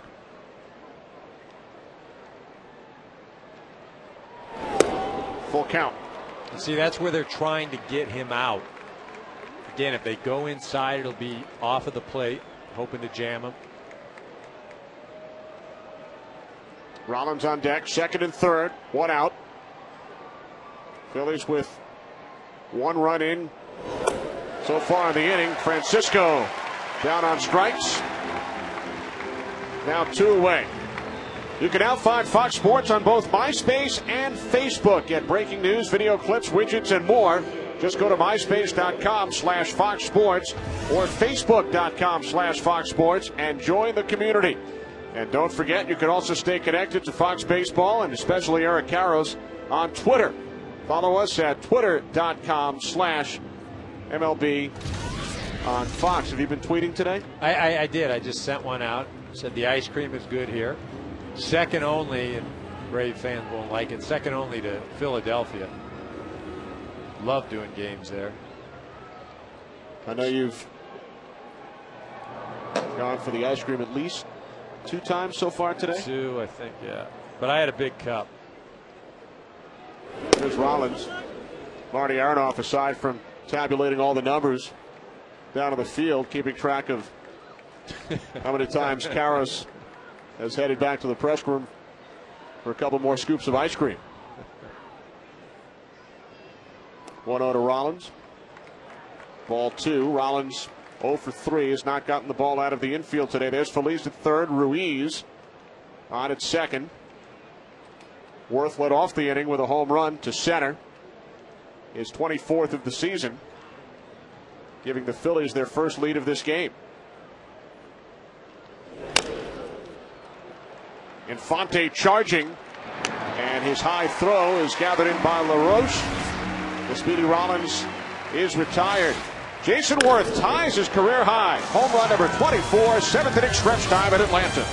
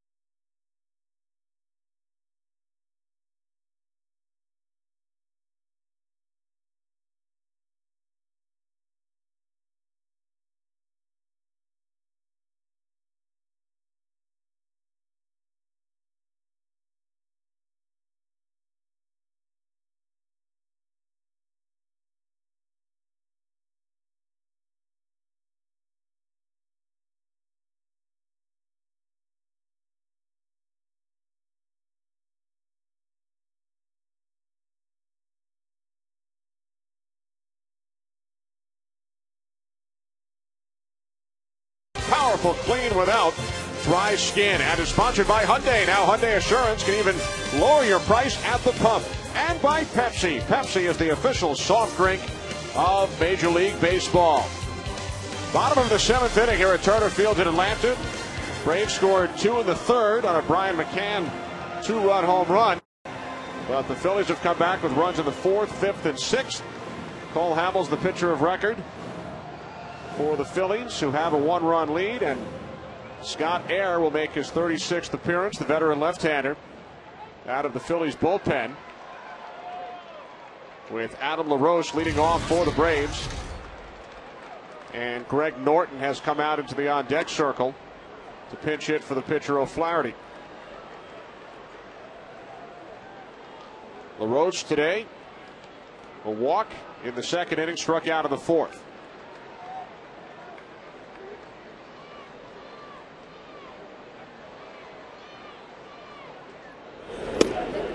Fastball missing inside.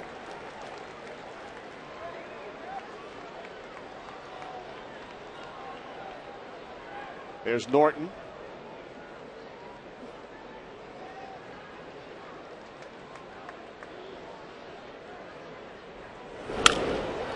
LaRoche into the gap in right center. A diving attempt was made by Victorino. LaRoche holding at first, a leadoff single for Adam LaRoche here in the bottom of the 7th inning. Well, a great effort by Victorino. I mean, he's been a thorn in the Braves' side as far as the defense is concerned, but even a better play by Jason Worth in backing up.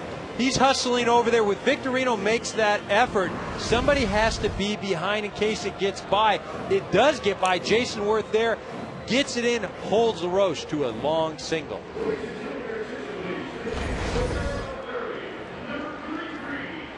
You know, a lot of times out there on the field, you know, we as players sometimes become fans and we're just standing around watching.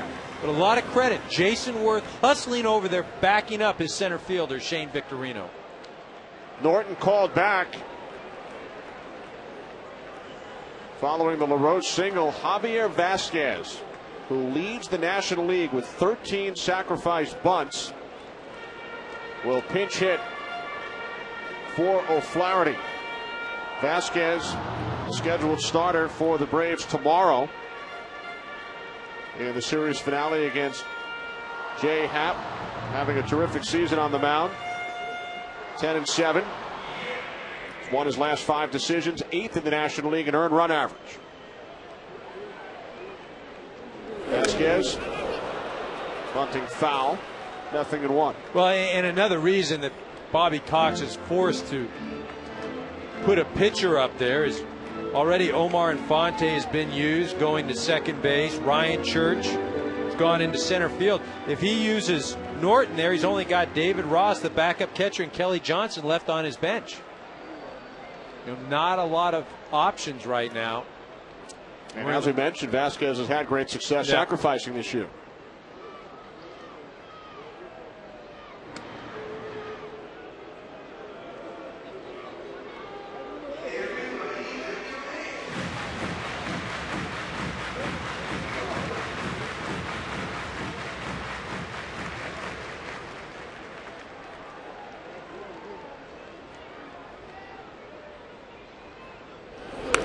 Vasquez lays down the bunt.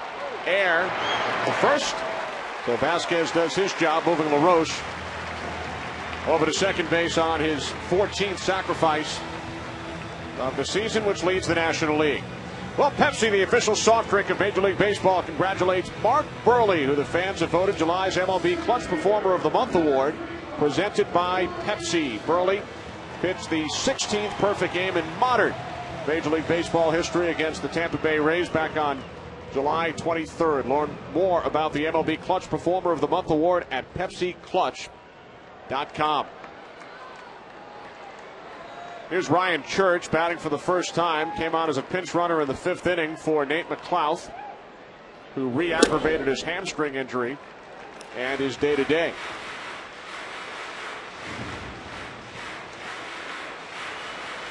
Church batting .273 in 22 games with the Braves since coming over from the New York Mets. LaRoche in scoring position, takes his lead off second. We check in with Ken Rosenthal with more on Ryan Church. Ken? Kenny, when Ryan Church was with the Mets, manager Jerry Manuel took shots at him from the start of spring training. So needless to say, he is more comfortable with Bobby Cox, who is always upbeat, never criticizes players in the media. In fact, Church says he was taken aback when he first joined the team. Even when he would look bad, swing at a bad pitch, get fooled, he'd hear Cox yelling from the dugout, "Don't worry, you're right on it." So Ryan Church has enjoyed his time in Atlanta playing for future Hall of Famer Bobby Cox.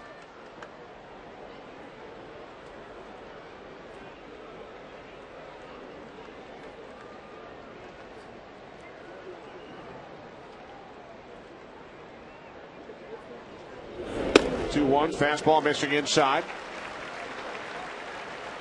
Church acquired in exchange for a local product, Jeff Francoeur, who's done a nice job for the New York Mets. He has. He's showing that ability that he displayed a few years ago here in Atlanta. Jeff Francoeur, that is. Probably just needed a change of scenery more than anything.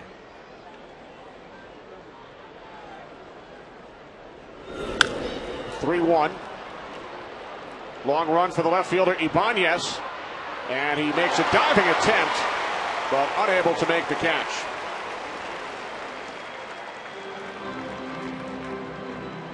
I think Raul got a little confused on his route. He's starting to come in a little bit, and then you see he goes to the right. Instead of just going in diagonal. See, he's coming in, then has to go to his right instead of just making a diagonal line right to the ball. Probably misjudged it just a bit. Hey, there it is. There's that Eagles at Colts. I wonder who's announcing it. Anybody I know? You want to come with me? I'll catch that on the tube. We have a great spot for you next to Tony Siragusa down in the field. Moose and Goose will be on hand. Darryl Johnston, Tony Siragusa. This Thursday, Eagles and the Colts from Indianapolis. Payoff pitch. Church fouls it off into the glove of the catcher Ruiz for out number 2.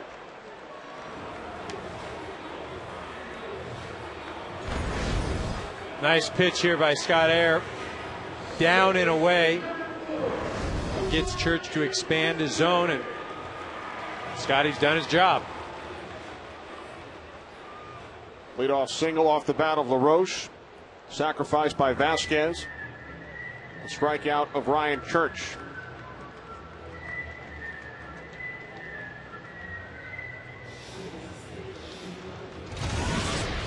Bottom of the 7th inning. Phillies lead 3-2. We'll be back.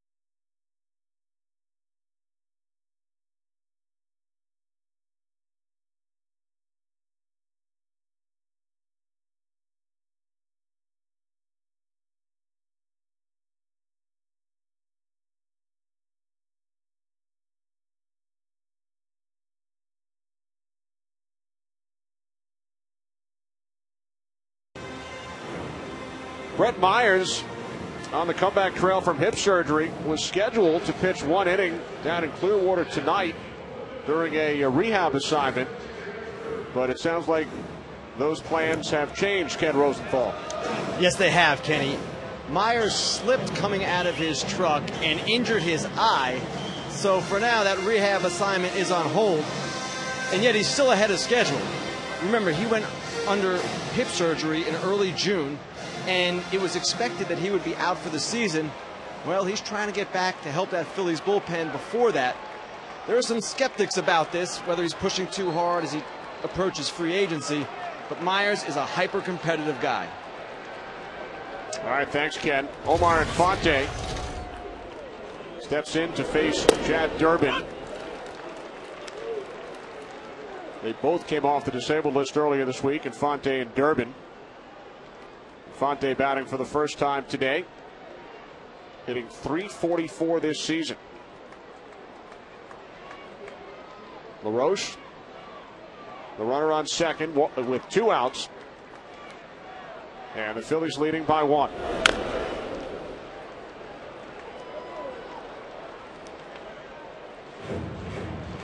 Cole Hamels, the Phillies starter, went 6 innings, allowed 2 runs and only 3 base hits. Struck out 2, walked 4. Hamels in line for the victory.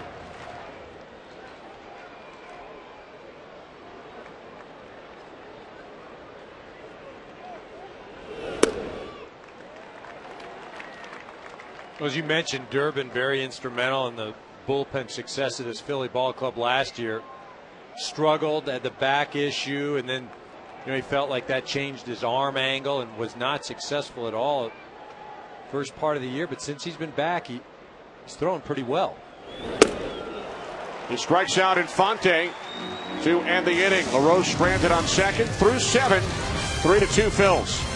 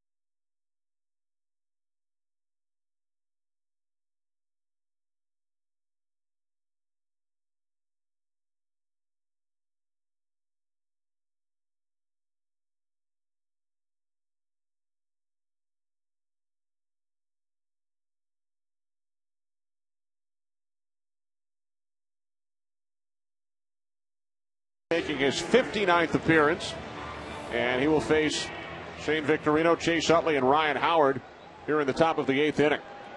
Yeah, this is a left-handed hitter's nightmare. He's got great stuff. Get it up there in the low 90s when he's feeling right. Victorino 1 for 3 today, as Gonzalez falls behind 2-0. Victorino tripled leading off the fourth. Came in to score the Phillies' first run.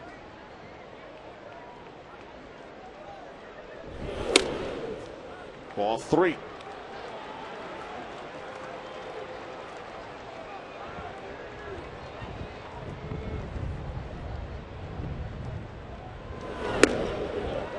Victorino walks on 4 pitches, leading off the 8th. Time now for the Phillies in-game box score, brought to you by Hyundai.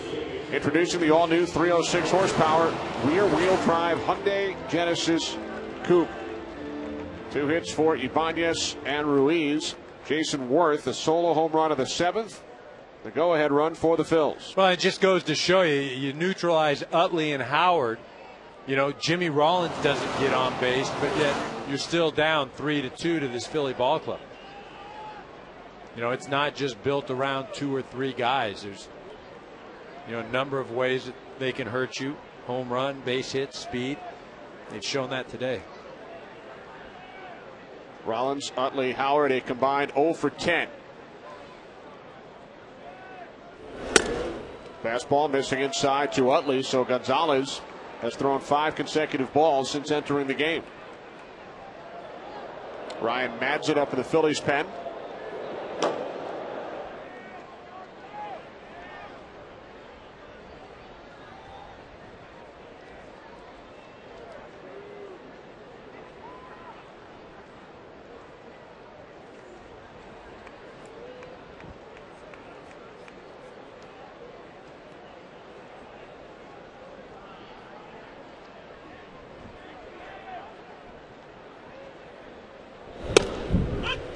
Gonzalez catching the inside corner, 1-1.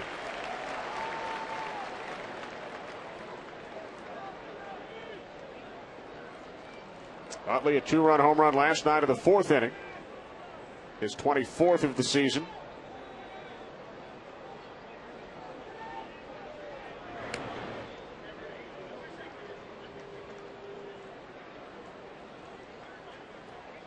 Phillies looking to extend their lead in the National League East.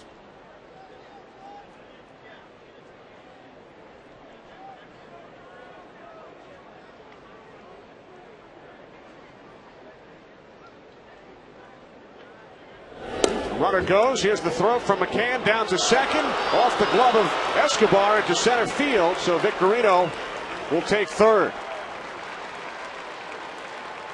You know, what really struck me there is Infante just holding his spot right there.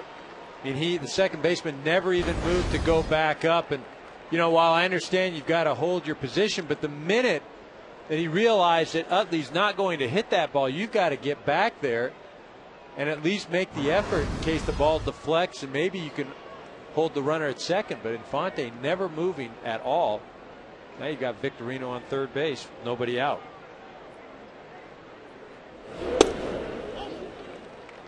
Utley takes ball 3, 3-1. So Victorino steals his 18th base and then moves to third on McCann's 7th error this season.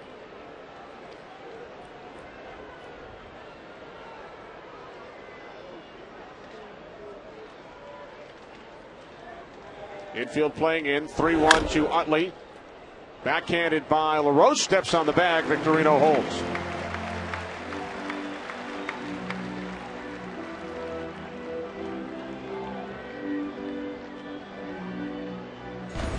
Well, a nice play by LaRoche, and you see what he does is he backhands the ball, and his first thing is to look at the runner. Look at the head up, head up, head up, and then go touch the bag. Because if Victorino is breaking even on contact, LaRoche has an opportunity to get the runner at home plate. But if he doesn't look and just gets it and goes and touches first, Victorino obviously could score if he was going on contact. So with one away, here's Ryan Howard. 0 for 3 with an RBI. Big swing, 0-1. Well, this is every infielder's nightmare right now, having to play in with a hitter like Ryan Howard at the plate. Just hoping your pitcher doesn't throw any hanging breaking balls. especially if you're the first baseman or second baseman. It's something that hangs that could be a ball off the shin real quick.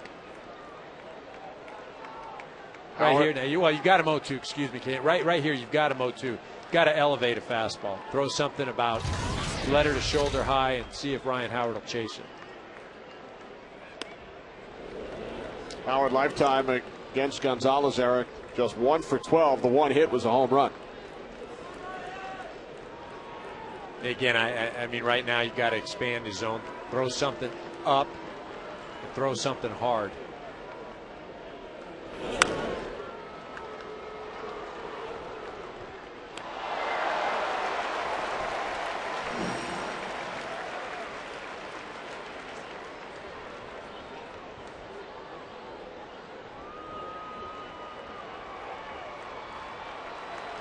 Victorino, short lead off third. One out, top of the 8th inning. The 1-2, and Howard strikes out for the 140th time this season.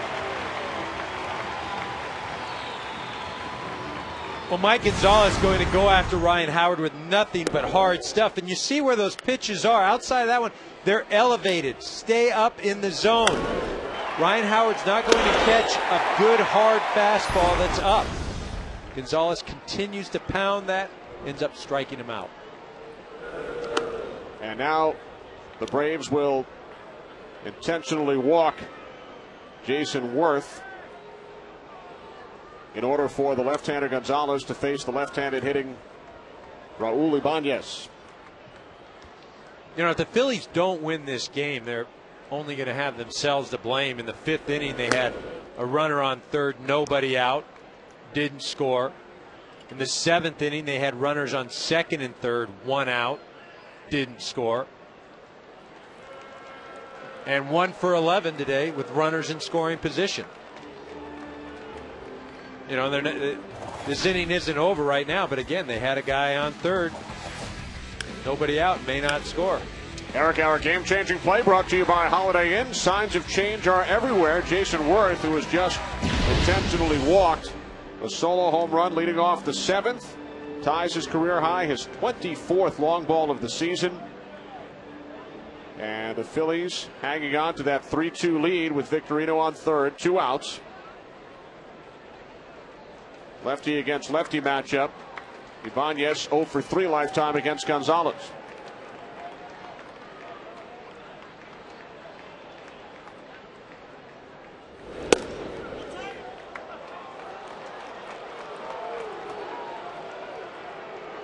Ibanez, a pair of doubles, scored a run back in the 5th. 6 of the 7 Phillies hits today have gone for extra bases. The 1-0. Gonzalez missing away, ball 2.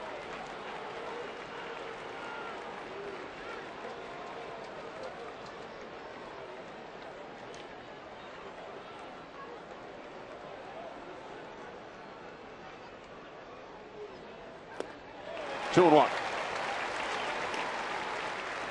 Pretty good pitch right there after throwing a 93-mile-an-hour fastball. Comes back with an off-speed pitch. 2-0. Ibanez now looking for that. Out in front of that.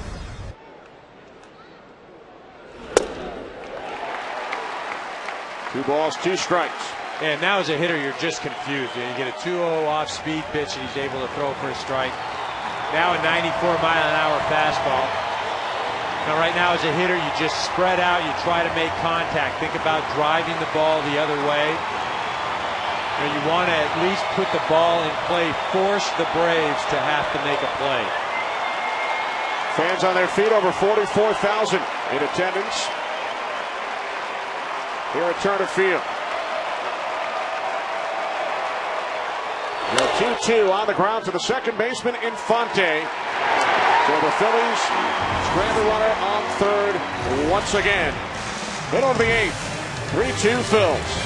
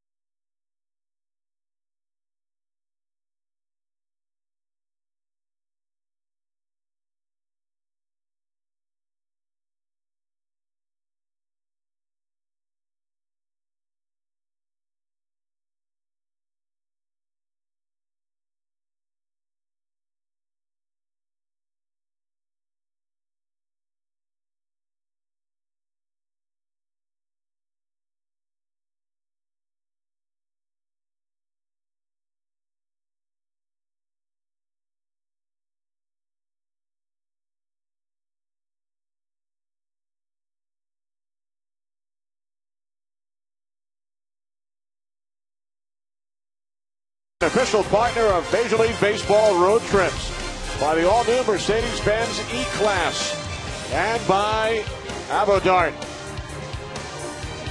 Bottom of the 8th inning at Atlanta. Phillies lead the Braves 3-2. Ryan Madsen worked the 8th for the Phillies last night, picked up the victory thanks to Ryan Howard's home run at the top of the 9th. Madsen on to face Jones, McCann, and Escobar, and Chipper leads off the inning with a base hit into left field on the first pitch from Madsen.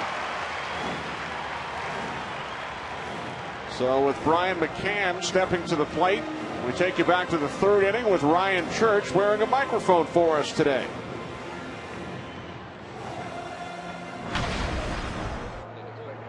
Oh, that's a beauty! Yeah, you know one. I called it. I really didn't.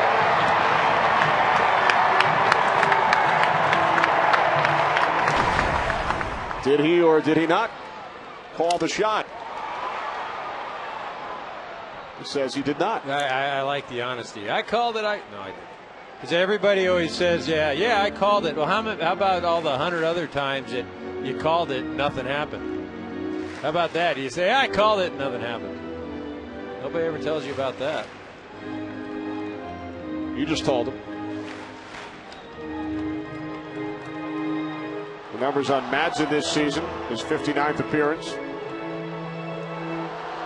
Chipper on base for the 3rd time today.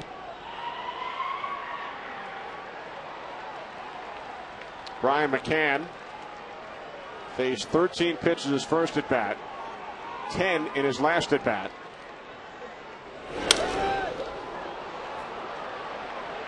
Long run for Ibanez, no play. Yet another foul ball off the bat of Brian McCann.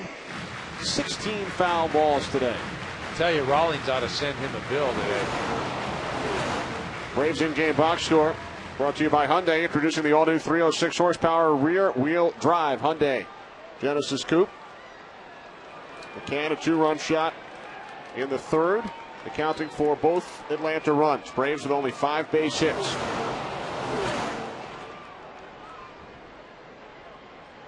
The 0-2 from Madsen. Double play ball. Rollins had some trouble with it, but the Phillies still able to turn 2.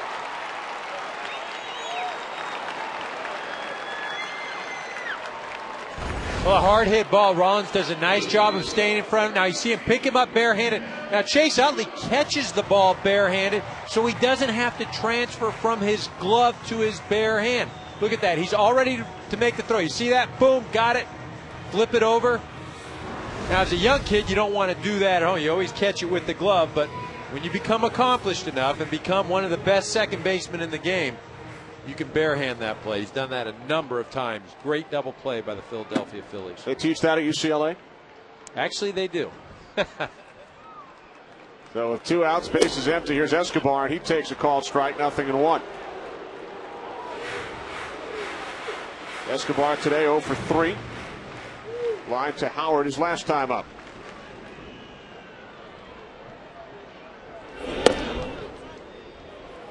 You know, and really that play right there illustrates what we talked about at the top of the show. You know, the defense here of the Philadelphia Phillies often gets overlooked. And it shouldn't, because it's one of the best defenses in all of baseball.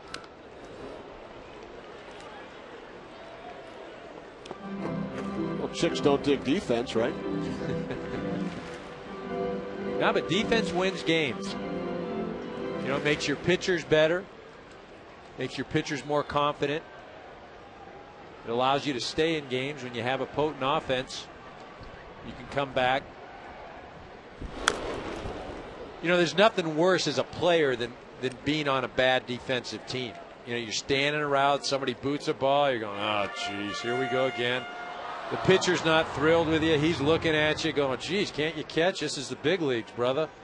He's got to make more pitches, and it just all around, it's not fun. It's demoralizing. Rollins backs up, fires across. We head to the 9th here in Atlanta with Phillies leading by 1.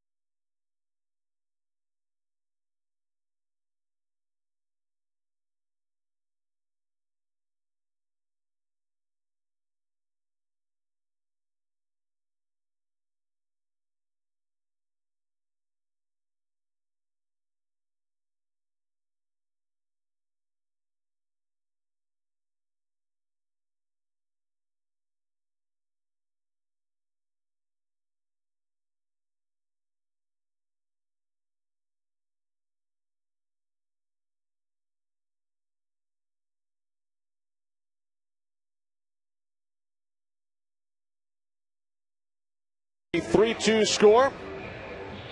Major League Baseball congratulates Big Island RBI from Hilo, Hawaii on winning the girls softball championship of the 2009 RBI World Series presented by KPMG. With the Phillies leading by a run, the fourth Braves pitcher of the game, making his Major League leading 65th appearance, is Peter Moylan. Well, the side armor been instrumental in the success of this Braves bullpen. Very dependable. Facing Pedro Phillies, leading off for the Phillies here in the ninth, and he takes a called strike.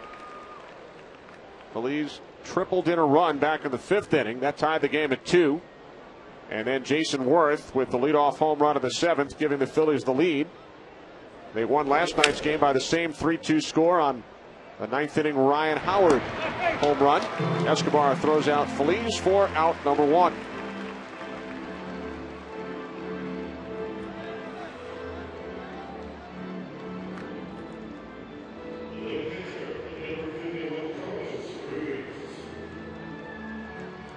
So Carlos Ruiz steps to the plate.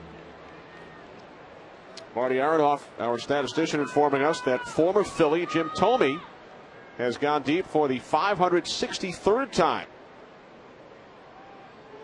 in his illustrious career, tying Reggie Jackson for 12th place on the all-time list. Some pretty good company right there. Jim Thome still doing it for the White Sox, keeping them in that race in the American League Central.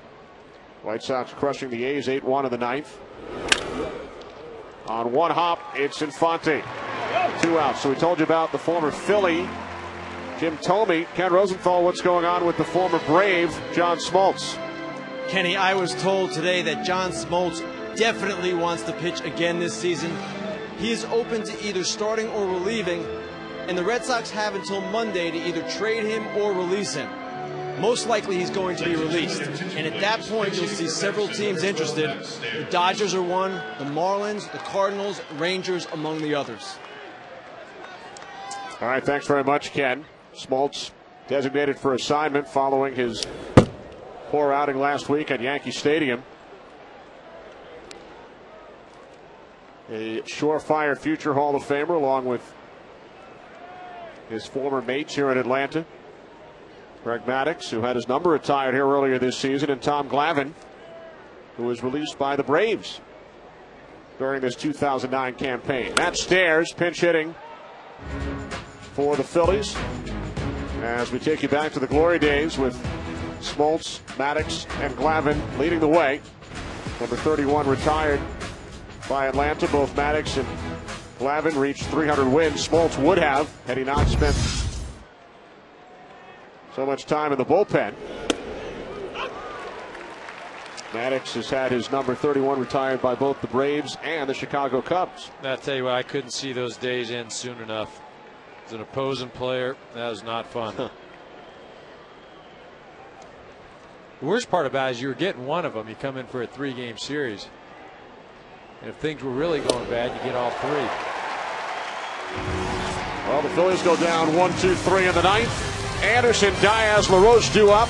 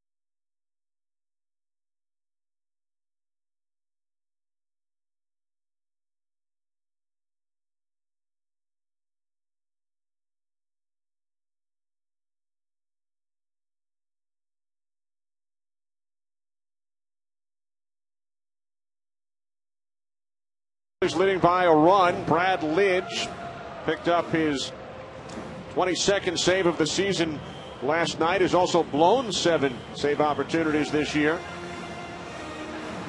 He will try and close things out for the Phillies as they look to extend their lead in the National League East. Lidge will face Garrett Anderson,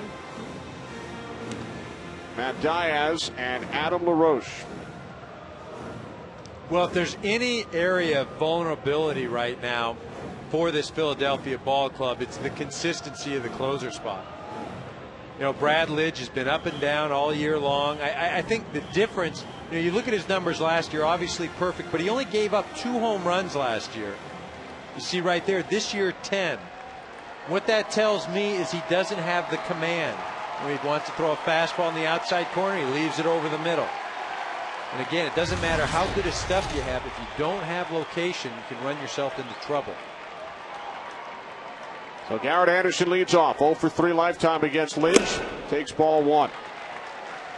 You know, Charlie Manuel telling us prior to the game that he felt a lot of it had to do with his ability to get on a roll. And maybe last night, you know, the fact that he preserved a 1-run lead, that could be the start of something that he could carry into the next month and a half.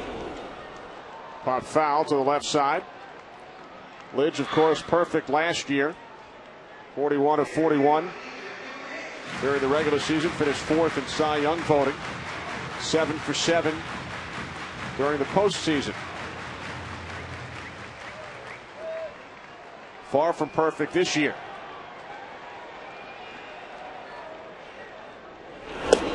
1-2. The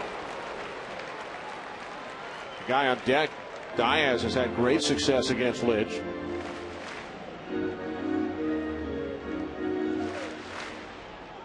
Matt Diaz, 2 home runs and 3 career at-bats against Brad Lidge. Here's the 1-2 to Anderson. On the ground to the right side, and it gets by Utley. A leadoff single here in the bottom of the 9th for Garrett Anderson.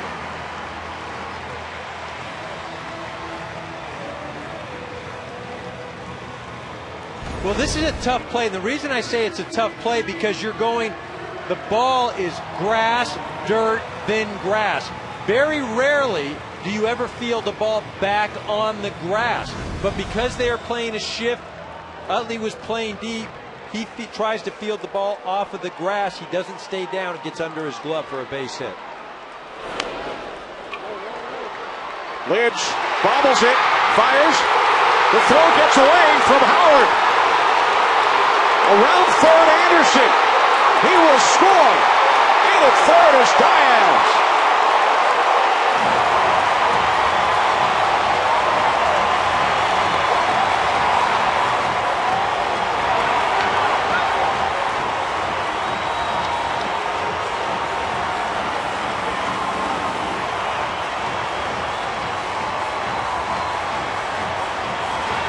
Well, as much as we've been lauding this Philadelphia Philly defense, I mean, it's failed them here in these last 2 plays.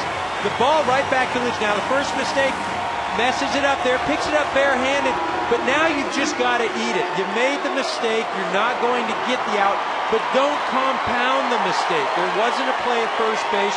You end up throwing it away. Now you've got a tie ball game, a runner on third. It forces you to walk the next 2 hitters. Bases loaded situation. Lidge charged with 2 errors on the play. First the bobble, then the throw. So Diaz, attempting to sacrifice, winds up on third as the Braves tie the game. Now LaRoche intentionally walked. Greg Norton will pinch hit for Peter Moylan.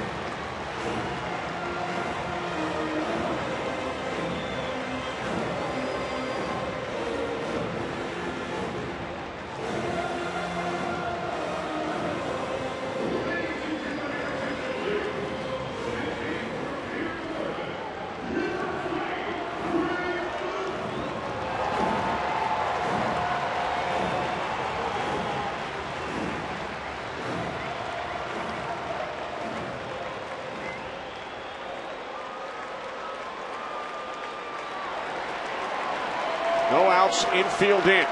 First and third. First pitch to Norton, ball 1. Yeah, I'm not really sure if you're going to walk LaRoche, why not just walk Norton as well? Bases loaded situation where you have to force it any base. You know, here you've got your infielders really halfway up the middle. Not so sure about this.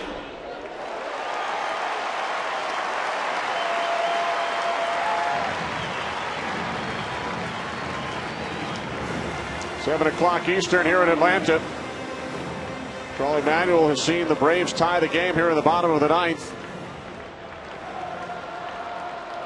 Runners on first and third, nobody out. 3-0 on the pinch hitter Norton. Ryan Church is on deck. And if you're Norton up here right now, you've got to be ready to swing. A 3-0, if he just throws something that you can make contact with, you've got to be ready to hit. You can't just give this pitch away. Norton walks on 4 pitches, bases loaded.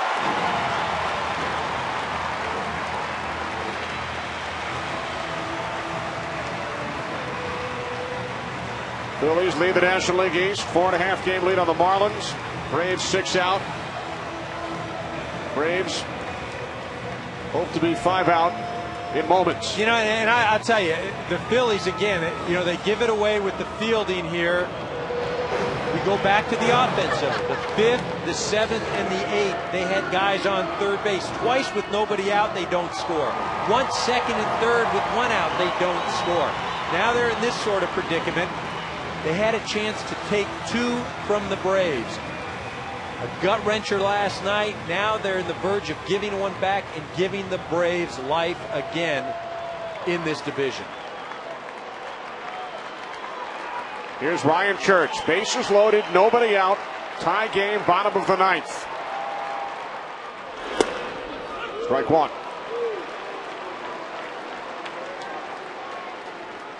You know, the one thing you can say about this Braves ball club, a week ago on a Friday night, they lose, Thursday night, they lose to the Dodgers. Andre Ethier hits a 2-run home run. It looks dire for this Braves ball club. They come back, they win the next 3. Then they win 2 against Washington. Lose a tough one last night, but here they are with an opportunity to win in the bottom of the 9th. The 0-1 to Church. 0-2.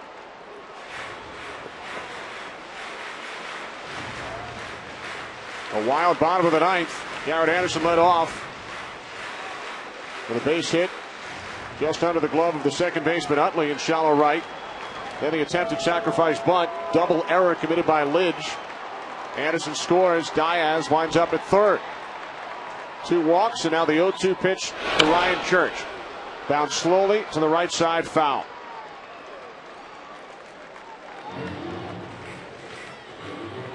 Church 2 for 9 lifetime against Lidge, including a strikeout last night. Well, as a base runner right now, the Braves, obviously you want to be aggressive, but you've got to be cautiously aggressive. And I say that the last thing you want here is to be doubled up. You don't want a line drive, boom, get you picked off of a base.